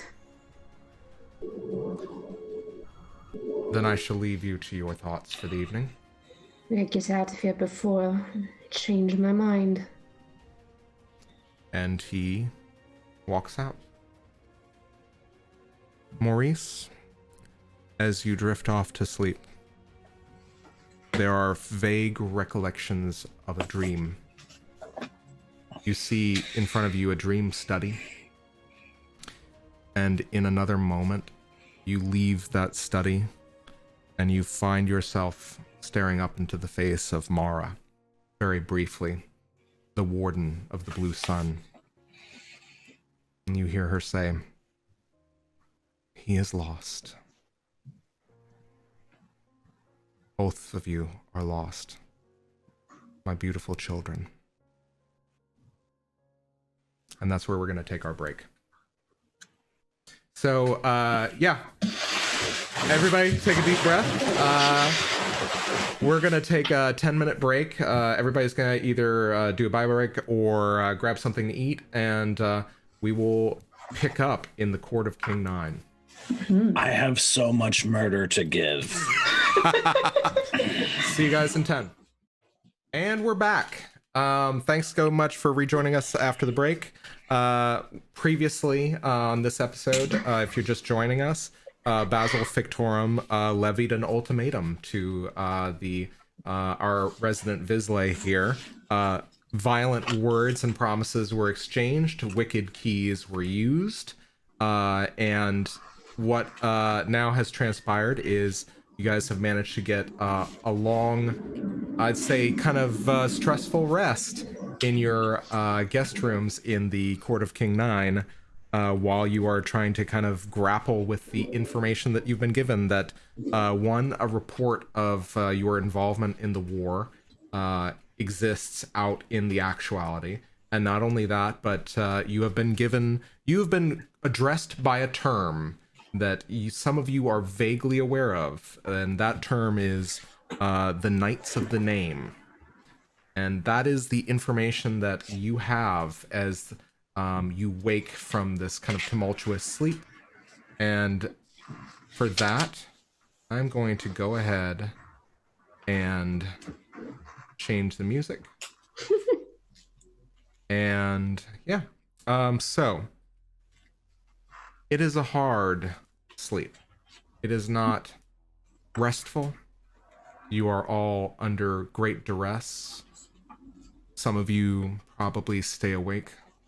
Some of you try to grapple with the knowledge of what you have been told, of what could have transpired when you confronted Basil. And others of you, but eventually sleep does come. You are able to rest. You refresh your pools. All of you have access to all of your bene. And Kyrrie, you may go ahead and select your spells for the day, as you've now rested. Perfect. Okay. And do we get an incantation? Absolutely. If you would like to meditate for an incantation, I will make a random selection. What's that? Can I swap out one? Because all mine are super murdery in very specific ways. Wait, what is this? So I don't think I've done this. Okay, so incantations. So ephemera are these really interesting one-use items and spells that are available to players of the Invisible Sun. And basically every day you may meditate, and if you have no ephemera available to you, you may meditate and basically request ephemera from the universe, and it will replace whatever incantation or whatever ephemera slot you do not have. And so essentially, it'll take up an ephemera slot. Normally you have access to only 3 at a time when you're just starting out. Great. And these are selected at random, typically drawn from a deck, but because I'm working off of a PDF, we're going to do the trusty scroll and stop at random. Cool. All right, so who's first? So I think Maurice wakes up, probably with first light. Is anyone awake before him? I'll probably be up early. Yeah, I think Gavriel would probably be most likely to be up. I think I don't want to assume that Twigg and Kyrrie are not early risers, but I assume because Gavriel's a soldier, this would be kind of like equivalent of waking up to reveille. Twigg is not an early riser. Twigg also. You don't say. Fuck you guys. Yeah, is there? Twigg is the opposite of an early riser, but Twigg is already awake because Twigg did not sleep. Okay. Ooh. All right. So in that case, all right, excellent. We might end up having to accommodate that somehow. But I was gonna say, is there something that you do out of like a nervous habit, Gavriel? Clean my gun. Yeah. Like, does it like? Do you like? I think I'm so angry. Like it's my big sniper rifle. I've just been so angry about all the new revelations, the fact that I didn't actually get to hurt Basil and was held back from doing so. I'm just really. I've been doing it I've probably been awake for like 2-3 hours. And I'm doing it way more than I need to be doing it. Yeah, Maurice, you are waking from the back end of like this, like later part of this dream where you were kind of whispered to by Mara. But the thing that wakes you as you the tail end of the dream, you find yourself sitting in front of your typewriter, and you are looking at it, and you just start pressing down on the keys, and they clack. And then you press again hard and it clacks. And then just you end up slamming your hands and you hear you wake to Gavriel slamming the shaft of the firing pin of the rifle into the barrel. What do you do? Maurice kind of sits up, sees Gav, looks down. He's still cradling the book. Duncan is kind of in his little nook of his legs. And Duncan whines, by the way, when you wake up. Maurice reassures him, it's okay, boy. It's okay. He gets up. Is there anything to make tea in this room? Oh, I'm certain. Absolutely. So Maurice makes some tea. I think he's going to use his charm on himself. The charm to make an agitated person become calmer. Wow. Both soothing. I wish I had that in real life. and makes this tea. He whispers to Gav, trying not to wake. Oh, and then sees Twigg. Twigg, what are you doing? I'm lurking on your balcony still. Just does the sun rise here? It seems to be in time with the light of the indigo sun outside, but there seems to be kind of like this layer, the shielded layer. You're only getting the light, but you're not getting the actual this. So there's like an opaque light source type deal. Absolutely. All right. So in our frosted glass snow globe, so Twigg's just looking out and just leaning against the balcony and just brooding. So Maurice, we've all got our best brood on. Maurice, as is his kind of habit with his roommate Gav, sets down a tea next to her, to which she does not react to one way or the other, and then walks out with a cup for Twigg and says, is there any wisdom to maybe pretending we didn't all spend the night here? Should you go back to your respective rooms? Nah. And he hands you the cup. Twig takes it like a little bit begrudgingly, but what kind of tea is it? It's let's see, not my favorite, because it's whatever weird tea King 9 has in his guest rooms. It's probably got cinnamon in it. Yeah, absolutely. Like an asshole. Sounds like tea. Cinnamon's in it? Hell yeah. Tea could actually be called not my favorite. Maybe it just like it tastes like it automatically like becomes the type of tea that you don't hate, but it's like just not your favorite. Yeah. It's enough to remind you of your favorite, but just that's even worse. A level of mediocrity. Not quite. So what Maurice tastes is like a really stringent green tea. Like it's way too bitter for his taste, but he's drinking it anyway, and it is making him calmer. And he says, do you mind if I join you on the balcony for a bit? I think I'd like to meditate for a moment. Okay. Twig gives like this non-committal, like whatever the fuck you want gesture, but does sip the tea as well. So Maurice begins to meditate. Okay. I am going to spin the wheel. All right. Somebody has to have done a random number assigned thing. No, this is perfect. Level 5. The hour is thin.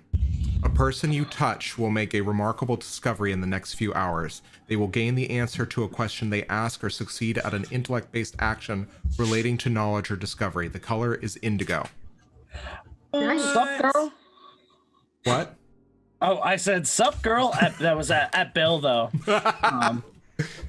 Also, can we just talk about how great like the thematics have been with time, and then suddenly you get a card pull that's about time, and then now we have an item that also pertains to time. Yeah. I had goosebumps from that countdown. Yeah. Like that was like. Speaking of countdown, let's pull a card. Oh boy. All right. Ooh, I like this one. Okay. The Messiah, which is the defender of vision, swans, blades, and water. Many fear change, others embrace it eagerly. Often, not always, but often. The former live happy and satisfying situations, while the latter do not. In other words, change is a salvation that not everyone needs. The Messiah is the defender of the Visions family. She defends by changing the things that threaten or menace. As a defender, the Messiah is particularly concerned with families and the bonds of love that exist there. She brings salvation, but at the cost of changing everything in your existence. Okay. I'm going to keep that one handy for later. But I'm going to say that at this point, you each get a knock on... You get a knock on the door. And you hear Avelia's voice saying, is everyone all right? I think at that point, that's when like I finally react from like the little living room with all of my guts like arrayed outside. Mm-hmm. It's like this is a post meditation. Yeah, I'd say this is actually before we do that. What is everybody else doing in the middle of the morning? Twig, I believe you had something. Oh yeah, so I actually wanted to swap out an ephemera because I haven't had an opportunity to murder people in the highly specific ways that the ones I was randomly assigned offer. Mm-hmm. So Twig's actually just cleaning out their coat. Mm-hmm. Like you see them pull out like because I've just been picking up shit the entirety of the time I've been here, like been in the like in Saturain, and like I can just put it in my coat and then get it later. So like it's just like a little bit of a pack rat. It's gotten a little bit ridiculous. So there's some cool rocks, like a piece of roach goblin shell, like some like a random feather that's totally from what's her faces in the radio station. Oh, like, Songbird. Yeah, Songbird. And I was just like, I'll keep that. And then I chuck out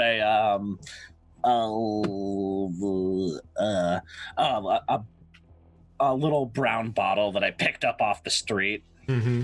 Definitely not one of my ephemera I'm getting rid of. Okay, so choose one to go inactive because I'm just throwing all this off the balcony too. Like just kind of being like, yeah, there's just exactly. It's just like the bottle crashes and it's consumed in candle flame. And starting my meditation over every crash. At one point, I pull out like an entire hubcap from a Snacksy. So it's not even a real hubcap. It's just like it's this weird. It rolls and like it's still got a little bit of ooze, and I'm just like, it just goes along, but it's like a frisbee basically. You hear it as it like spirals around and then finally like settles. You probably get it like a little speck of Snacksy ooze like as I throw it, just like right. All right, this is okay. I'm done. I'm sorry. Okay, so I am going to spin the wheel of randomness again, and we're gonna end up here. Okay. Is it more murder? It's always murder. Let me see. Okay. All right. Oh, all right. I like this one. I like the words of this one. I like the title of it. The other reflection is the real you. After level 5, after casting this, the next 2 times you are physically attacked, the attacks are foiled because you're not where the attacker thought, but a step or 2 to the side. The attacker sees a mirror-like duplicate shatter into glass when they make the foiled attack. The color is gray. Dope. Okay. Nice. Okay. All right. Okay. Would anybody else like to meditate? Gavriel, Kyrrie, what are you guys doing? I mean, I'm putting my gun back together, but I have my 3 ephemera that I'm going to keep a hold of. Cool. I actually have an open ephemera slot, so I will do the meditating also. Yeah, I think, and I will go ahead and spin. Let's see what we got. All right. Oh, I like this one. Playing with the world's toys. Ooh. You choose. I love these titles. Yeah. Level 6 plus 1 die. You choose one substance from the list below, and all nearby instances of that substance permanently transform into one of the others that you choose. Fire, ice, stone, wind, water, wood, metal. The color is gold. Interesting. And I assume I make that decision at the point that I use the ephemera. Yeah, I think, yeah, exactly. You choose one substance from the list below, and all nearby instances of that substance permanently transform into one of the others that you choose. So you can change one from the list to another from the list. And elemental alchemy, I like it. Mm-hmm. You could just like you could be like, hey, metal, you're water now. Yeah, exactly. Oh, jeez. Yeah. Oh, that's rough. Okay. That's so powerful. That's so dope. That's the thing I always love about ephemera and like cipher system stuff is it can be like absolutely game breaking. So I wonder if you can find out now if like a living sentient being is made of water, or if they're actually solid. Yeah, good. It's a brutal thing to do. That would be awful. Or you could set a big ass fire and then change it to metal. Oh yeah. Oh my gosh. Okay. We were both thinking of very different ways you can utilize that. That's the beauty of it. Well, and I also just love that the title of it is Playing with the World's Toys. It's a very meta, like, here you can play with some of the game toys now. Okay. So this is okay, so I was gonna say, so at this point you hear the knocking on the door. Is everyone all right? Hello? Maurice walks over to get the door, but you're closer. Yeah, I was just gonna open the door because I was already inside. Avelia is dressed for the day. She's very well dressed, in fact, of course, just by virtue of being the daughter of kind of this underworld royalty. It's kind of like almost like if you were to imagine like Amidala. It's every dress is something incredible and like very well designed and is perfectly complements her golden skin. And she looks to you and says, my father is serving breakfast, and I assume that he is waiting for you to ask your boon of him. Is this your very unique way of inviting us down to have dinner with your breakfast with your family? It's, I guess if that gives you comfort. No, but that's some clarity. I sling my newly polished rifle over my shoulder, wince a little bit as it hits the massive bruise that I think is just poking out from my jacket. Mm-hmm. It's like, well, it disappoints such a gracious host. And I like lean backwards a little bit, like while I'm still like leaning against the door frame, like, hey! You all want breakfast? Maurice gets to the door at this point and says, hate to disappoint because we're going to be just a few minutes late. 10, 15 minutes. Oh, I'm not. I can go down. Thank you very much. And he closes the door. Twigg heard breakfast and was just like, oh my. As the door is closing, Kyrrie kind of goes, Avelia, I love your dress. Am I not allowed to go down without supervision? And Maurice like laughs for the first time in a long time at that and says, no, I just think it's time we all know what's in this book. And he puts his hands on it and casts the minor magic rapid read. Excellent. And after 60 seconds has read it.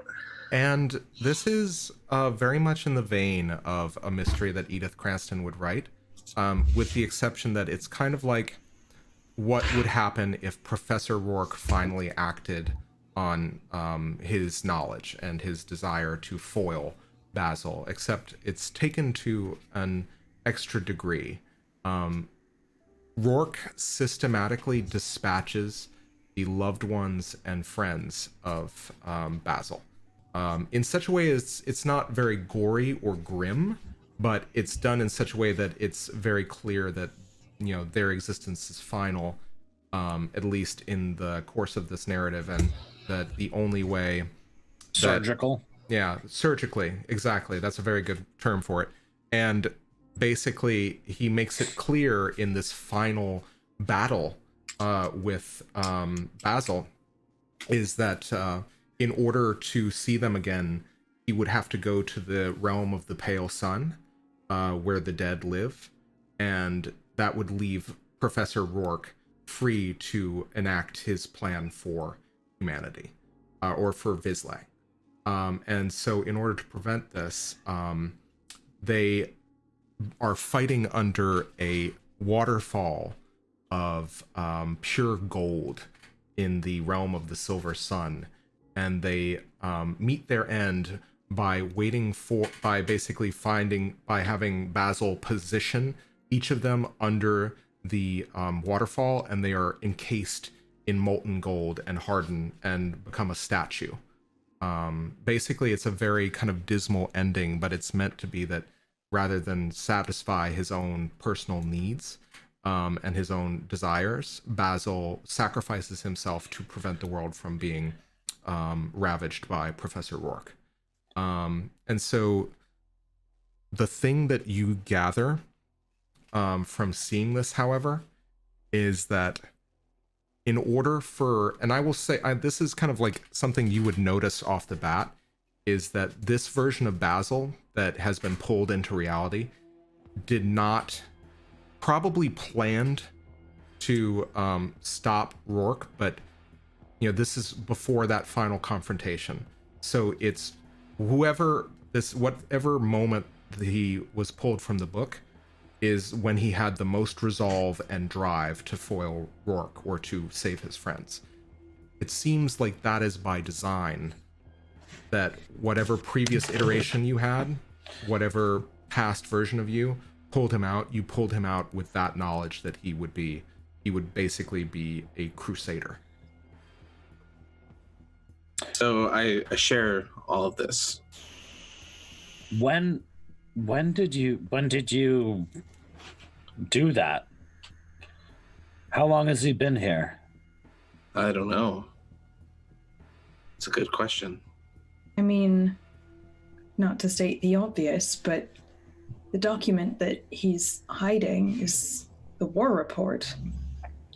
Maybe one possibility is that intentionally you pulled him out to be a crusader in the war. But nobody else remembers the war, so why does he? Is it because he's from the blue? Well, he's not real. I don't think he can remember the war. I think he has read the war document. But that's interesting. None of us can remember the war because ostensibly we're from the actuality, but so far as we know, that geisha is only holds for people from the actuality. What if a creature from another sun experienced the war in some capacity? Would they remember it? And is that why he can read this document? Maybe he was tasked to find it. Well, maybe that was his only mission. But presumably, I mean, if we found the document, we could read it as well. We will find the document. We that is absolutely 100% damn the case. He's very adamant about the fact that he was the only one that would be able to get it. Perhaps he also knows that he's the only one that can read it. We didn't get that far in the interrogation last night. Well, there's this phrase about the fog and the ghost wood. That's just a passcode. Yeah, but I mean, what does it mean? When is a passcode ever a passcode? It's not random. Twigg will interrupt at this point and just say, well, it's not technically true that nobody can remember the war. I remember almost nothing, but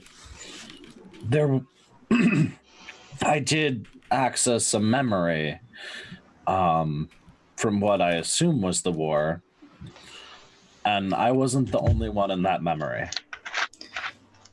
Who else? Kyrrie is going to say, Twigg, did you say the same at the radio tower?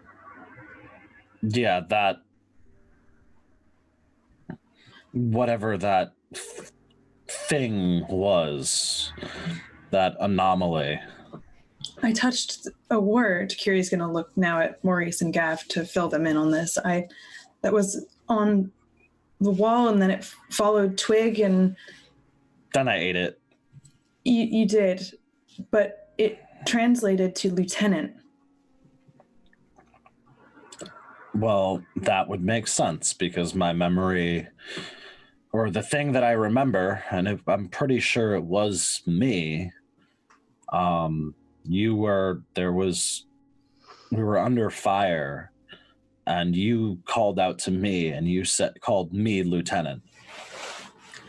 That's what I remember as well, but from the other perspective, I remember looking at you, or that's what the memory was. It was looking at you, but you looked different. You were in uniform, and you had this resolve. Did I have the wound? A point of clarification, did he? Yeah, Kyrrie, you would not have seen a wound. Okay, I didn't see any wound. Twigg just like jams their finger into this gaping wound, just kind of being like, so that this is newer then. Just kind of like, well, like when you have like a cut that's like just deep enough that you can kind of like that, you're just like the little flap of skin, and you're just like, imagine having a full one of those, just where you're just like, and X-card. X-card. Who wants breakfast? Wait, Gavriel, what was it? I mean, I was making jokes. Like, Gab couldn't relate. There was literally a gaping void in her chest, and the last thing she remembers before she came to the actuality was getting shot through that same area. Mm-hmm. Yeah. Okay. Yeah. And Maurice, you chime in. What about breakfast? Yeah. Do you guys? Does anyone have anything to talk about before we go? This we're going to be asking King 9 our favor. Do we even know what that is? I'm going to be honest. Now with the information that Basil was so kind to conceal from us, it sounds like we were never really supposed to be here in the first place. He's the one with the information. Why are we asking King 9 anything? Well, it was about Jaren. This is our protection. Twigg. Presumably, we stay safe by doing King 9 a favor. of some sort. Fair enough. It suddenly feels that we would be safer if we had more knowledge about who it was that we were. I fully support. I mean, my interest is always in the knowledge and the document. We need to recover it. I think we all agree on that. It feels like we were being played. Oh, absolutely. To get safety from King 9, get ourselves into a situation in which we couldn't escape from it. To be better applying it to what Basil wished of us. But do we even know if it's possible to do what he wants? She looks at Maurice. Maurice, do you don't remember anything about how this would work, do you? Nothing. I mean, I could certainly consult our library's resources, see if there's anything there that would... I mean, as you know, Jaro created the fictive form spell. There has been research into fictional character creation, removal. Maybe that could help? In the name of knowledge, maybe one more conversation with King 9 would be useful. And I'd still like to get a look at his library. Careful, he might ask for more favors. That's true. At any rate, I'm hungry enough to see what might happen.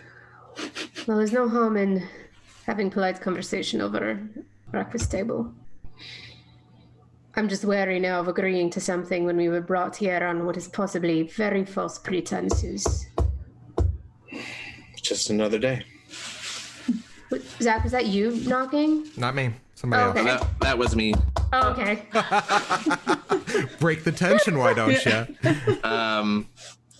So Maurice looks up, looks at Kyrrie. Got your book. Mm-hmm. Let's roll out. All right.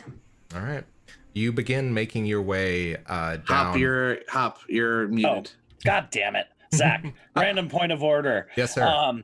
And I'm really salty about this because I know it's the only time I'm going to roll it today, or possibly ever again. I rolled, so I was checking to see whether I have 2 spells that have to be checked every day. One of which is inculpable aura, because I am such an innocent little tender-hearted creature. Such a tender-hearted apostate, yes. Yeah, like, oh, look at me. And the other being my plentiful pocket spells. I rolled 9s for both of those. Nice. You muted yourself again? How? Fuck. The most useless thing to roll a 9 on. Hey, 2 9s. Hey, what was it? You got a couple spells up. It's great. No worries. Okay. So if there's nothing else, you guys are going to make your way down to the Court of King 9. So you find your way back down the path that Patrol led you down. This motherfucker.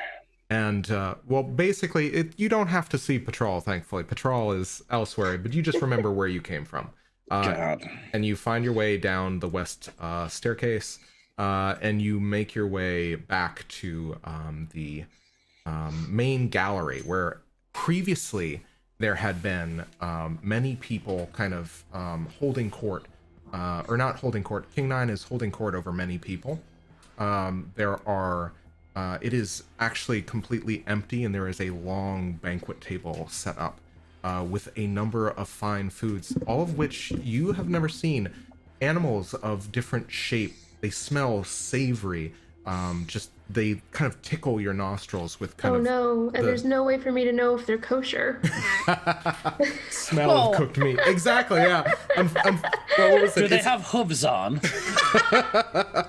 Yeah, there's I would say there's like a suckling cephalopod on a skewer. Say no. Yeah, exactly. So there was like there's kind of like all array of kind of like this cephalopod. It's kind of like and you see it's being spread across very nicely arranged bread that like the bread is baked into the size of the shell of a nautilus. How do you have a suckling cephalopod? I really don't want to know, but I also really want to know. You take out the teeth in the bottom of the cephalopod and you put in a apple. I've actually cooked octopus, so it's been great. Yeah, I'll eat octopus. I'm just like picturing like That's weird. It is. Octopus is actually real good, y'all. It's super delicious. good. You don't even have to cook it with salt. It's from a salt water, so it's great. So yeah, there Let's is share recipes. on one side, and at the head of this table is of course King Nine, and to his right is his daughter Avelia, and to his left is Patral, and further down the table, closer to the middle is Basil, and they all kind of look expectantly to you, and it's King Nine who speaks first. Oh, wrong one. Oh, welcome. So glad to have my guests here for breakfast. Sit. Tell me how like you my fortress. These fine appointments, I hope you found them to your liking. I don't appreciate that as DM, sir. I love that. I'm sure King Nine would especially not appreciate it. Love you, Zach. Let's pull a card. Yeah, he's kind of gesturing towards the table. There are many places set. There are fine pastries, fruits that you don't recognize the shape. They're kind of like one of them is in the shape of a corkscrew. It's all very elegant fare. Maybe it's from a cork tree. I'm so sorry. It's a real possibility. As an arborist, I apologize for that joke. As an arborist, you are allowed to make that joke, though. So Twig's just definitely rolling right over and just starts like being like, ooh, double fisting pastries. Yeah, I think Gav sticks to the fruit and the pastries. Absolutely. Yeah. And Kyrrie and Maurice, what are you guys having? I'm going for the octopus, man. like, yeah. Not breaking eye contact. Like, yeah, I'll eat it. Basil is sipping tea. And at which point King Nine speaks up again. So it's my understanding that I am to provide you a measure of concealment from your enemies. I believe this is my favor for Basil, of course, unless you have other proposals. Kyrie's going to let one beat of silence go by and then say, yes, although if you recall, King Nine, from the other afternoon, before we leave your lovely dwelling, I had wondered if we could get a look at your library. Oh, by all means. I love giving a good tour. Then I will look forward to it. Very well. Levensies. And what he does is he claps his hands, and there is a floating ball of light flanked by two coachmen in the same livery as the coachman that was shot and killed on the path here to the Ujjain Monastery. Actually, anybody, if you would like, can make me an intellect roll. I will. Okay. As something strikes you about the ball of light that seems interesting. Is this something? I'm gonna throw a Bene into that if that's cool, Zach. Totally, absolutely. Double check. Yeah, I got a 9. Awesome. Okay. 0. With magic Also lore? 0. Wow. But Also not magic, 0. We're safe. We're Holy. safe. What? I'm Not on the magic. ball. I got a 9, y'all. Wake up. So one thing you have heard, I think, probably through superstitious stories, because people in the underworld, they are as superstitious. Some of them are a superstitious and cowardly lot. And you remember a conversation in which somebody was saying, I heard there's ghosts what haunt that place. They're awful, these gigantic phantasmal things. At which point the other person in the conversation says, oh, well, when did they die? Oh no, last week, 2 weeks. Oh, well, they wouldn't have been that powerful by now. They would have been little balls of light, like little wisps. And you realize with that kind of acknowledgement, and there's this familiar energy to the will-o'-the-wisp. Damn it, take me serious. Again. No, I love that conversation between these two elderly and individuals. Like Cockney? Yeah. Australian almost. It's Australian Cockney adjacent. there were 2 spiders talking to each other. Wait, was it 2 spiders? Actual spiders? I'm It's kidding. so much better. I think you know what that is. What it is, because we've established Yes. that Maurice the Spiders can are understand Cockney spiders, and- yeah. Oh, I might.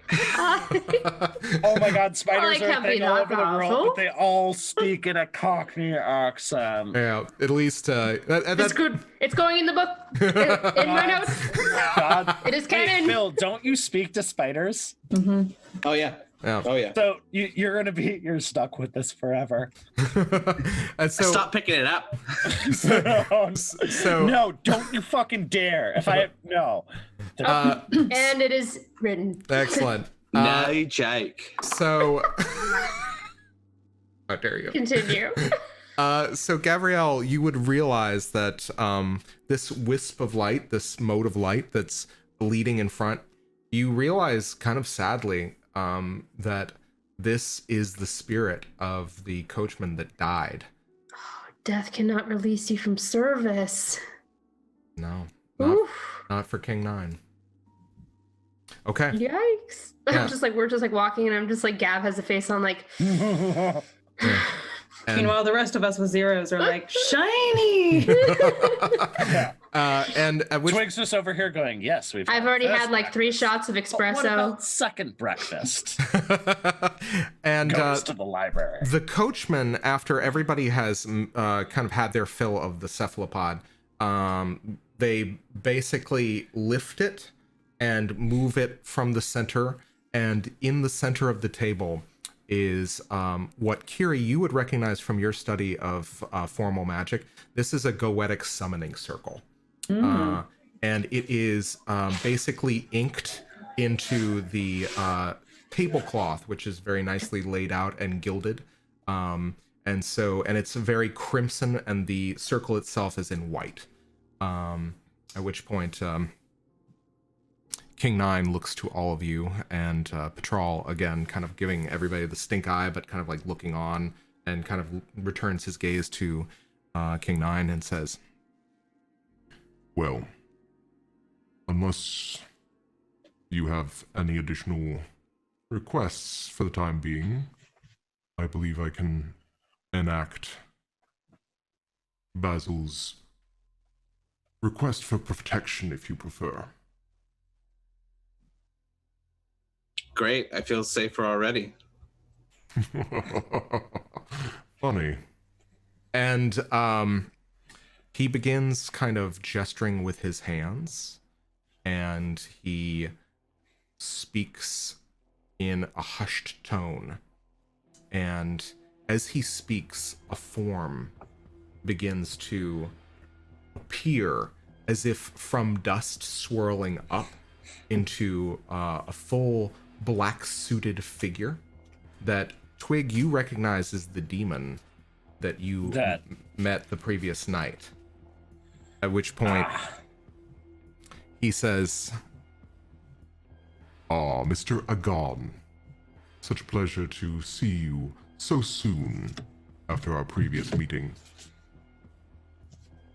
and Agon looks to King 9 and says, yes, what service would you have of me, great lord? And he bows low, and his black tail seems to have come out of the tails of his tuxedo, which again is black, deep perma vanta black, with a very neat crimson cummerbund, a black bow tie, and a black shirt as well.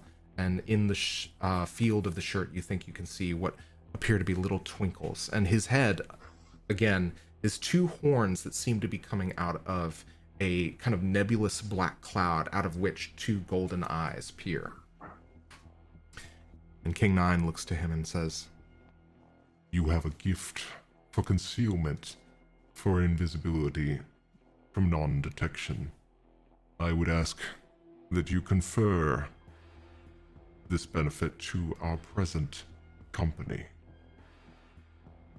And Agon looks to King Nine and says, "Oh, you know my price, good king." "I have paid your price many times over, you will find. How else do you think I come by so much sorrow so easily in my trade? You will fulfill my terms at no extra cost, or I will fulfill my vengeance upon you for all the times you have shorted me." Agon, completely as if he hadn't heard anything, said, "It will be done, my lord." And Agon's hands begin to move, these black clawed fingers, making these very elaborate gestures.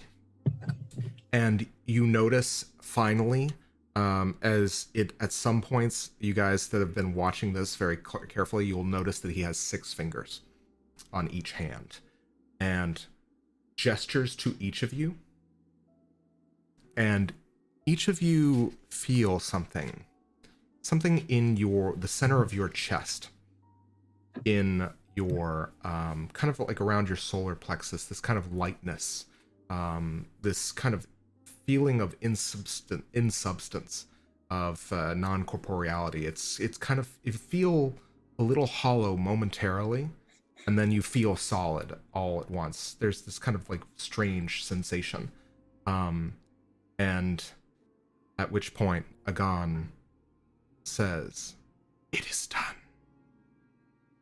In 2 moons' time, I will have my abilities returned. In the meantime, they may walk as though mist through wood." And King Nine says, "Well done. Now get thee hence." And Agon disappears from the circle. The circle, previously effulging with kind of this purple magenta light, goes back to white lines on a crimson tablecloth. And he looks to all of you and says, "As per Basil's terms, you may not be detected through any means of divination, let alone by that of Jeren the Devoured, for another 2 months, at which point I will hope you will have addressed our mutual concern with some degree of finality." So Twigg's gonna, is there a source of light nearby? Yeah, I'd say there's probably on either side of the galley, there's kind of like this candle flame glow coming from what look to be these kind of open windows. That it's kind of like non-balconies. Okay, so I'm gonna wander over to whatever the brightest light I can find is, and kind of tug, like my bandages are pretty tight, but I'm gonna tug them down and just kind of and see if I can open up a little bit and see if there's actually anything there. Okay. Are you going to, and I apologize for any of our more sensitive viewers, are you going to move your internal organs? Well, I assume my lungs are still there. Yes. This is about the area where my heart is supposed to be, Zach. Still offended by that. Anyways, Well, you gave yourself a giant separating wound. What did you think I wasn't gonna do something with that? I don't know. I mean, just invisible sun things, guys. So yeah, I'll poke the poke my left lung a little bit. Just be like, what's behind there? As one does. It hurts a lot. So here's the thing: is as you are kind of like looking in that cavity, where your heart should be. Your heart is missing, but you see the blood circulating through the valves as though the heart was still there. It seems like physiologically you are still up and able and capable, but your heart is missing. And I'm gonna say I'd like you to make a resistance roll. That's fair. That's fair. I imagine this hurts a lot. Let's find out how much. Can we all see you doing this? I kind of wandered over, like Twigg's a little bit sensitive about it. So like I kind of like would probably have my back largely to people, but like you'd definitely be able to see something weird going on because it takes a little bit of effort. You know, I'm jamming my fingers and I'm like, damn, dude.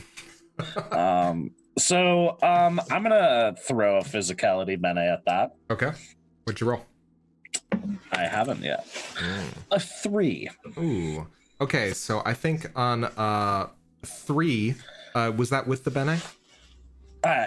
4 with the bene. Okay. So you are going to take 1 injury as you I think you probably disrupt the blood flow with your fingers, at which point you give yourself like a little bit of tachycardia and you kind of double over like yeah. Yeah, okay, cool. Are you okay? So like Twigg's gonna like just basically like kind of readjust bandages and close my shitty jacket, and I'm just gonna be like, just fine. Definitely don't, my hands are definitely not covered with blood, so I'm just like shoving them in my pockets. If Kyrrie was like intrigued by watching Gav relocate her arm, Kyrrie is fascinated by what has just happened here. And and I think that I think when you do that, I think so was there any sign of anything other than my heart? Was there anything there? It's a cavity. It's empty. It's missing. The physiological functions are still happening, but your heart is gone. But the thing that we felt like in that area, there's nothing actually visible there. No. The magic that the demon did. Okay, cool. Yeah. Like you guys are very corporeal to yourselves. You have a feeling that whatever this Agon did, he has manifested some measure of like an aura of non-detection or protection around you. You don't feel physically different. You just felt the sensation of the magic taking hold. Okay. And at which point, I think seeing all this, King Nine says, "Everything all right over there?" Oh, and because he cast a colloquy, I'm gonna pull a card. Let me just pull that up. Okay. All right. This is interesting. The unknowable truth. Truth, searching, futility. All right. I think that this, yeah. Okay, I'm going to hold on to that too. All right. Question. So I just give him a bloody thumbs up. Yeah. Question, Kyrrie? Yeah. I think I heard the demon say something to the effect of fog in the wood or mist in the wood. Mm-hmm. Is that correct? Yeah. Just so he said something. Oh yes, that happened. That definitely happens. Cool. I'd like you to make an intellect roll, actually. Sure. And, yeah. All right, and I'll add a bene to that. Yeah, I think your target's gonna be 6. Okay. 6 plus 1 bene. That's a 7. Awesome. Okay. So, basically, from what you know of demons, some of them vary in their powers, but a lot of them have a tendency to be able to read minds and to manipulate. And in fact, this is kind of the way that they kind of find their means by like finding purchase within the actuality, is they kind of glom onto somebody's desperation or their need for more information, that sort of thing. And you have a sensation that it could be that Mr. Agun knows more than he's letting on, or it could be that he picked the thought out of your head because it's on the surface of your thoughts. Okay. Interesting. Okay. And King Nine is expectantly looking at you, and he says, "Have you given any thought to what additional assistance I may render unto you. I have a number of associates, a number of powers, patrons in need of disciples. How may I assist you? Let us know what it costs us, and we can give you an answer. As you know, my trade here in Satyrine is illicit. Trading of emotions, leaves of emotion for spell components, for long-term practices. I may ask you, depending on the level of service I may render unto you, a means by which a number of favors that would be facilitative to my business here in Satyrine. Just know that if I perform this favor for you, whatever it may be, you must complete my tasks to the best of your ability, else I will think this deal reneged upon. I am much unlike the demons of the Nightside Path that I summon. I am very blunt and forthright in my terms. But know that whatever favor you ask of me, by the gods you will pay for it. But know also that I will never hide this fact from you. Maurice looks at Kyrrie, at Gav, Twigg. I think the only favor we're asking is just another hour or two in the library. Am I right? Entry to the library. Like Yes. any... Yes? Oh, no, that you piqued my interest. Entry to the library is what we're requesting, or I am. Entry to the library, of course, is free. But know this. The moment you need to check something out, it will cost you. I have an alternative proposal. And Kyrrie sits back. As I don't know what we'll potentially encounter in your collection, I may, just based on what I've observed here so far, be so bold as to suggest that you've never had a librarian properly archive your collection, have you? What are you proposing, Vance? Well, King Nine, as you know better than anyone, information science is power. And if you had a taxonomy to order your massive collection of information, which is impressive and, of course, of such a grand scale, then you could access the breadth of materials in your collection at a whim and a wish, much easier than having to root around and find things. I'd propose this. Name me honorary curator to your collection. And with that service, my services, my expertise, which I can assure you are quite formidable, I have an allotment of resources that I am able to check out without further payment. What say you? I'd like you to make an interaction roll. Thought you might say that. So, yeah, just make an interaction roll and tell me what you got. All right. I'm going to spend a sortilege to boost this +1. Absolutely. Perfect. I love it. Thanks, Maurice. All right, that's a 7. Okay. So, you remember when we picked up the Messiah earlier? Okay. This is something negatively affecting the PC changes for the better. The PC is saved from certain doom by an outside force. Something good happens to a close family member of the PC. Not necessarily. You know what? I think that what this is change. is what you're proposing. And this is not something, I think in effect, you are acting almost as kind of a messiah for King Nine, as he entertains this proposal. And he's looking at you, and those smoldering coal eyes of his, they flicker, and they look, and a smirk creeps. And then he says, "Of course, you will remove no such object without my permission. Any attempt to do so will result in, let's say, severe curtailment of your ability to be a librarian any place. You understand?" Oh, of course, King Nine. I would never dream of doing such a thing.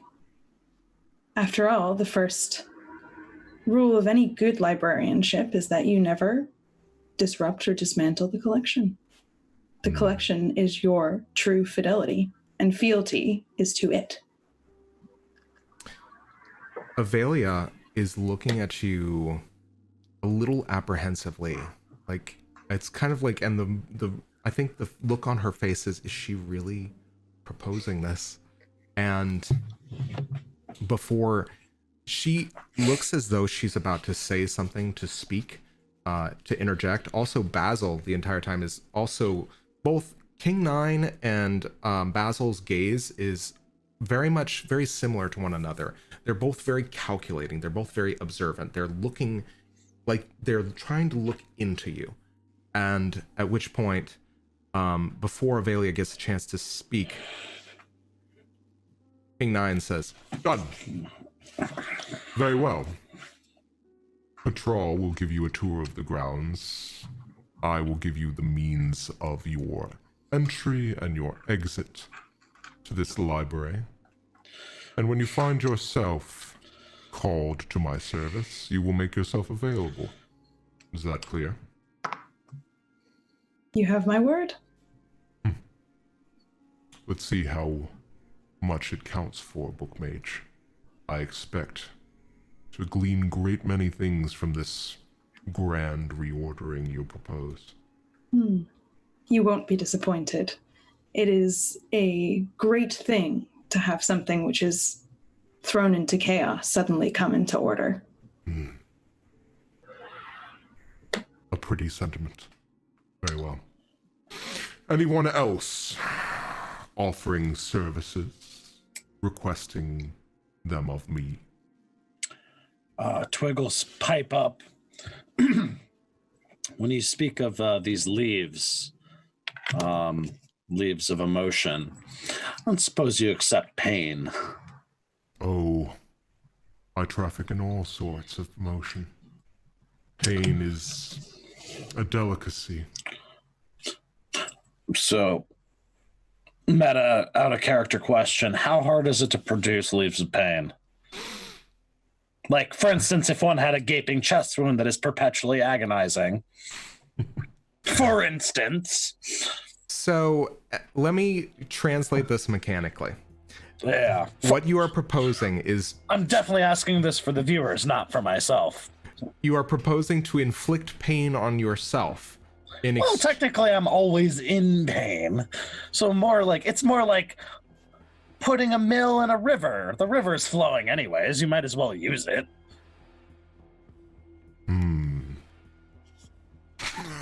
Did you just me? No. Unfortunately, the modulator, it should be not tasty, but interesting. But for King Nine, it's probably also tasty. At which point he just... I knew there was a reason I liked you, apostate. Very well. If you give me pain, I will trade for it in crystal. How does that sound? That sounds agreeable. You do realize, of course, that you must give me special kinds of pain from now on now. People, they cherish variety so much more than anything else. Oh, I'm really great at hurting myself. Do it all the time. Good. Glad to hear it. I look forward to this, the unfolding of this arrangement. Basil, you've brought me such interesting new friends, little fiction. I wondered just how much you know. Basil is, you can, I think from your interactions with him, he is putting up a good face, and like that kind of mask of inscrutability is there, but there seems to be like a twitch in his features. I think I'm just like staring daggers at him and have been the entire morning. Oh, of course. Yeah, and he's just very, British, stiff upper lip, just kind of like looking like his Idris Elba face straight ahead. It's like, I don't notice you. Maurice is feeding Duncan under the table. Yay! Duncan is eating a giant cephalopod. And noshing it very, very eagerly and happily. The pastries are still out, right? Oh, yes. I'm like, so I'm gonna shove some fruits and a bunch of pastries into my pot. Like, so you literally see me open the coat and then just keep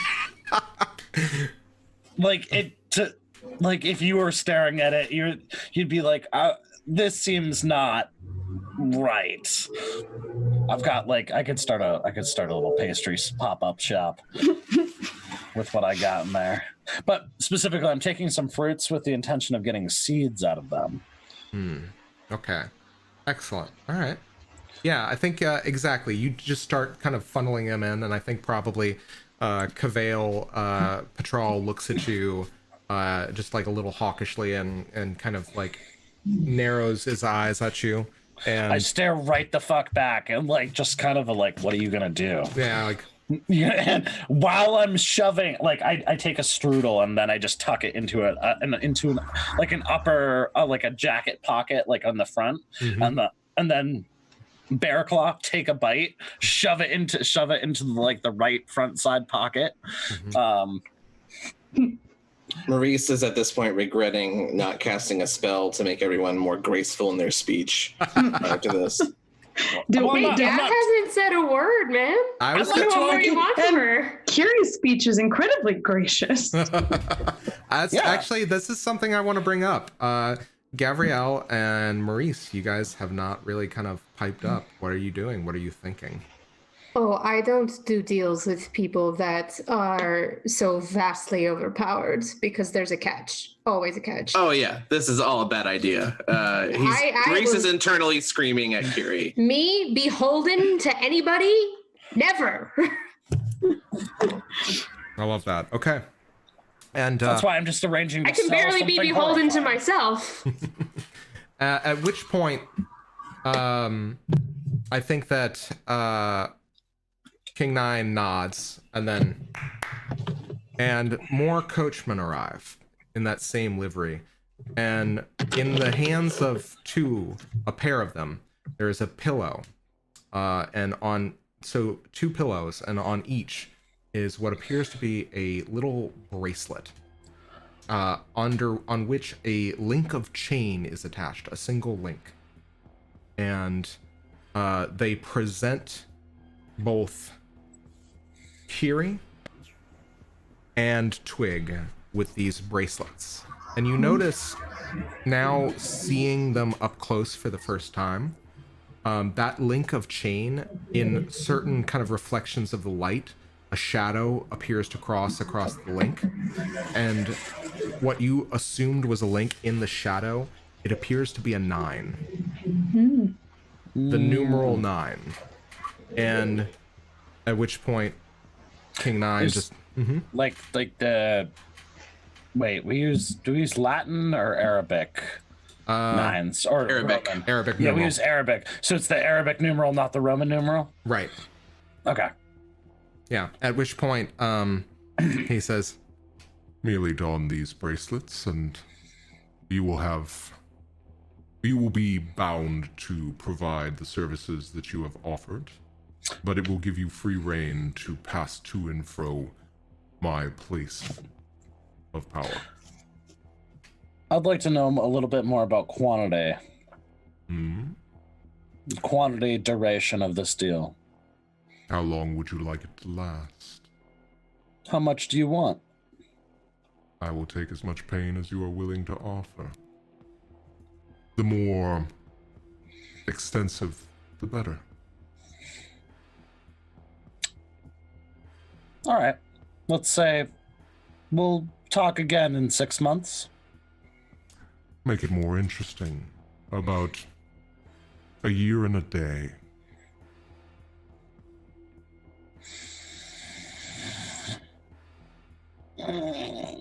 How about 1 year on the dot? Very well. Your term of service in rendering me pain is 1 year. Simply don the bracelet, and the accord will be struck.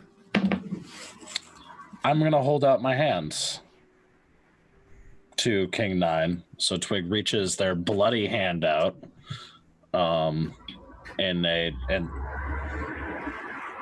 it's an implied handshake. And King Nine reaches out his hand, and with these kind of clawed, flaming, like these clawed kind of brass fingers, shakes it, and then clasps the bracelet shut. And you hear it as it locks to your wrist. That's not ominous at all. Oh yeah, no, I never do anything ominous as a GM. That'd be untoward. Okay. So at this point, Kyrrie, I imagine you're staring at that bracelet. I am. So, Kyrrie, what does she know about this type of I mean, she knows he was a goetic, but is she able to determine anything about the mechanics, the magical mechanics of the bracelet? Why don't you go ahead and make an intellect roll? You can use your knowledge of orders of magic. Okay, perfect. So add 1 there. 8. That's 1. Excellent. Okay. So on a 9, you understand that this is kind of a facet of goetic magic. Goetics have the ability to they create these summoning circles in order to have what's called colloquy with demons, angels, and extra kind of circular sun-based entities. So, you know, basically these binding is kind of their lingua franca. And this is basically kind of a ring that is in and of itself, in fact, a kind of a de facto summoning circle or binding circle. So you would know based on this that essentially goetics, when they request a service, the entity summoned must agree to the terms. And usually you can either cajole or bribe or trick someone. And you would know from watching his dealing with Agon. You know, Agon was very much terrified of King Nine. And so he was able to you realize that King Nine was basically able to cajole and coerce Agon into granting all of you an aspect of itself. And that's kind of how goetic powers work. They tend to borrow from the entities with which they colloquy. So in and of itself, this also, I mean, in addition to allowing you passage and, you know, granting you rights according to the terms you've agreed to, it also acts as a method by which King Nine can summon you. So literally out of wherever you are in the actuality and bring you to his court. Okay. What do you do? Kyrrie looks at the bracelet and then looks up at King Nine and stares into sort of those coal eyes. She says, like my friend Twigg here, the terms of our arrangement will be revisited after a probationary period of 1 year. Is that acceptable to you? It is absolutely acceptable to me. In addition, my employment as your curator is at will. At my will or your will? Or both? At will is a contractual term in the gray where both parties may, for either party, is able to terminate the contract based on their own desire. I know you like, of course, and you are used to being in a position of power, King 9.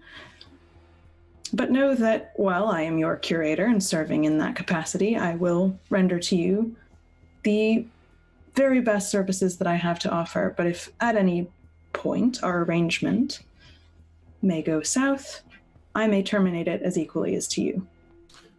Very well. However, I have a contractual term of my own. Please. You may be familiar with the gray term of intellectual property. I am very familiar with intellectual property, yes. So, I believe that intellectual property will encompass any and all knowledge you glean and gain from my library. At which point, when your term of employment is terminated, either on my part or yours, I extract that knowledge. That is acceptable to me with one condition, which is, in order to not violate the non-compete clause in my employment contract with the university, you consent to your library joining the consortia of the Vancian campus's University of Academic Library Materials. This does not mean that anyone at the Vancian campus can access these materials themselves, but what it does mean is that you consent to your body of knowledge being shared, not in its physical form, but being combined with that of the Vance, considered confidential, however, may be used to promote further research and advance technology and innovation. I'd like you to make an interaction roll. Happy to do it. All right, and I'm getting down on my interaction bene, but I will add another bene here. This is the most ridiculous thing I've ever watched, and I am enthralled. Yeah, 8. Okay. Plus 1 is 9. Okay. I'm rolling well. At which point you see kind of this thought cross his mind. Very well, but only under the condition that such admissions and sharing be done at my discretion. Take it or leave it. You will be consulted before anything is shared with my campus. Excellent. Do we have an accord? That we do. And he reaches out his hand and again clasps the bracelet around your wrist. Did you just set up a demonic interlibrary loan system? That is precisely what I did. Yeah, I'm creating a colloquia. Just invisible sun things. And I guess I need new business cards now. at which point, is our business concluded here? I believe it is. Unless my compatriots have anything else to add. No, I think we're done. My mouth full. Excellent. Patrol, show our new curator to the library. When he says patrol, I pull out the bear claw that I had taken a bite of and put into my jacket earlier, and maintaining eye contact, just stare at patrol while I eat a pastry. I have a question. Does a bear claw in this place actually have like claws in place of almonds? oh yes, it is, no, they are almonds, but they are in the shape of an actual bear claw. They are gigantic. It is a grizzly bear paw. That's rad. Yeah. All right. And so Patrol waits for all of you at kind of like the entry to where you had seen him kind of lead you back and where you know passes the game room, as well as the trophy room. And as you are, or do all of you kind of get up and file out? Yep. At which point, I believe, Basil also kind of follows behind you, and Patrol is leading the way.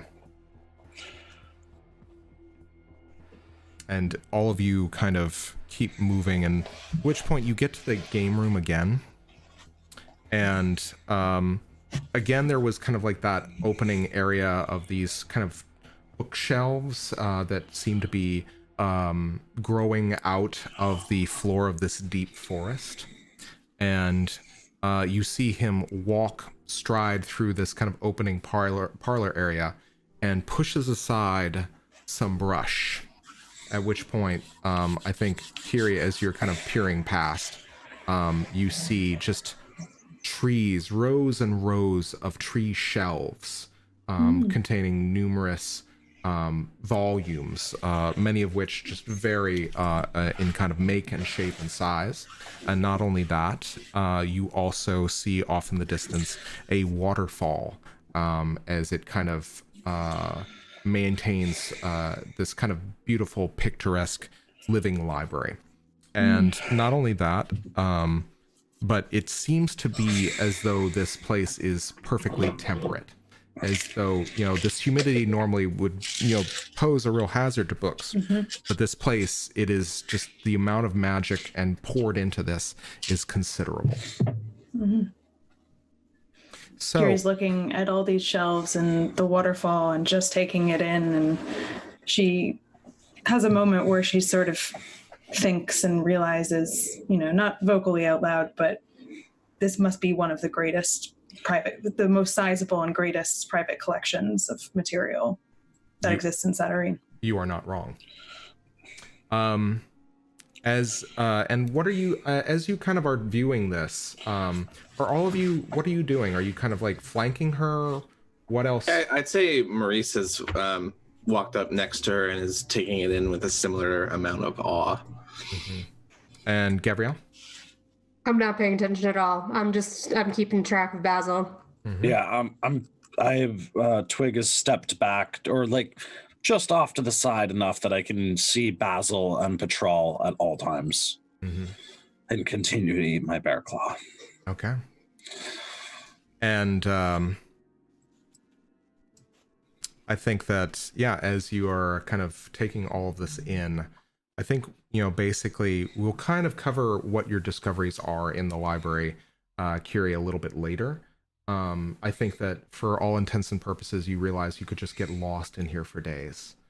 But I think the time does come when you've kind of like done kind of a circular tour, and there are many volumes here. There are volumes about Goetics, most certainly, but there are also volumes about Saturninian history. There are volumes about the Order of Weavers, and the amount of knowledge here is prodigious. And not only that, but there's also just vast collections of fictions and interesting treatises, philosophical in nature, about the nature of magic and what it constitutes. You would need years to study all that is available to you in this place. And you would probably need years to organize it as well.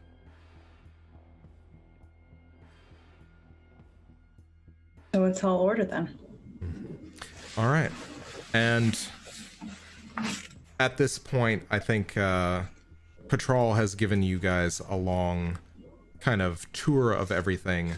And the time comes where I think Basil says, we should be going.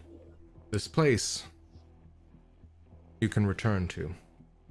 The time is of the essence. You have but 2 months to figure out what is going on with Dren's plan, if he intends anything at all. I can be a resource to you, but my offer, my request, it still stands. Wouldn't the key to the information you seek isn't it likely to be in here? The magic I used before, the instruction manual could be here. Yes, it could. My question is, how much longer do you wish to take up King Nine's hospitality? Maurice looks at everyone here. How much do you think we can get away with? Kyrrie, at least a couple hours, right? Well, absolutely. But, and so Patrol is still here with us? Yes, he's kind of watching with interest. So Kyrrie looks over to Patrol and says, as curator, I assume if the summoning is possible from King Nine to me, it is also possible for me to return to the library at will as its curator. Is that possible? I will inquire. And then she looks at Maurice. If that is the case, then I can come back here whenever we need to seek information. But in return, I have to perform the duties of doing this organization and classification, which I am infinitely qualified to do. Up to you, I guess. I would imagine you'd like to get started. Basil, what are we so urgently doing that we have to leave?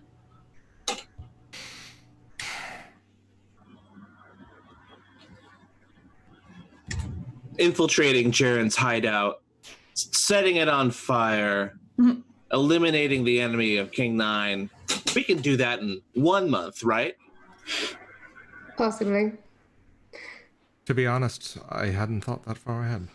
Although I don't want to be saying that we're going to eliminate anyone until I get a chance to speak to this gem myself. I imagine once he realizes he can no longer find you, Jaren might indeed leave a message. It would be ideal if he came to us. Oh, so he is lying, right? Make an interaction roll. This motherfucker. Yeah, I didn't think that far ahead. Fucking eat my fucking. That's an 8. Okay. And an 8 is a mixed success. Typically his challenge is about 10. And he looks to you and he says, I'll say this is a mixed success. You honestly, I think that there's something about his character. I think that there's actually, I will tell you this, there's a fear. There is kind of a fear of the circumstances here, of what this could result in, and you know what it means to actually confront Jaren. But at the same time, it's kind of you don't really, there that aura of desperation is still there. Man, going through your whole life just making enemies by being a manipulative dick must be super great. Well, I've only been born fairly recently. How recently is that? It's hard to say. I think probably a few years. One would think one would remember. Time is surreal, at least as pertains to the war. How long have you been courting King Nine's heir? I saved her 2 years ago from an attack. And was that a short or a long time after your rebirth? Not too much longer, I believe. Maybe several years after I'd been traveling, and I traveled to the Blue extensively. And time is strange there. It's a place of dreams and potential. It is not one of certainty. So, if you don't know what we need to do, I'm going to see what's in this library. And I'm looking, I start walking along and see the first of two things I come across. Do I come across any fiction? And do I come across anything about long-form magic invocations that take multiple people? Make an intellect roll.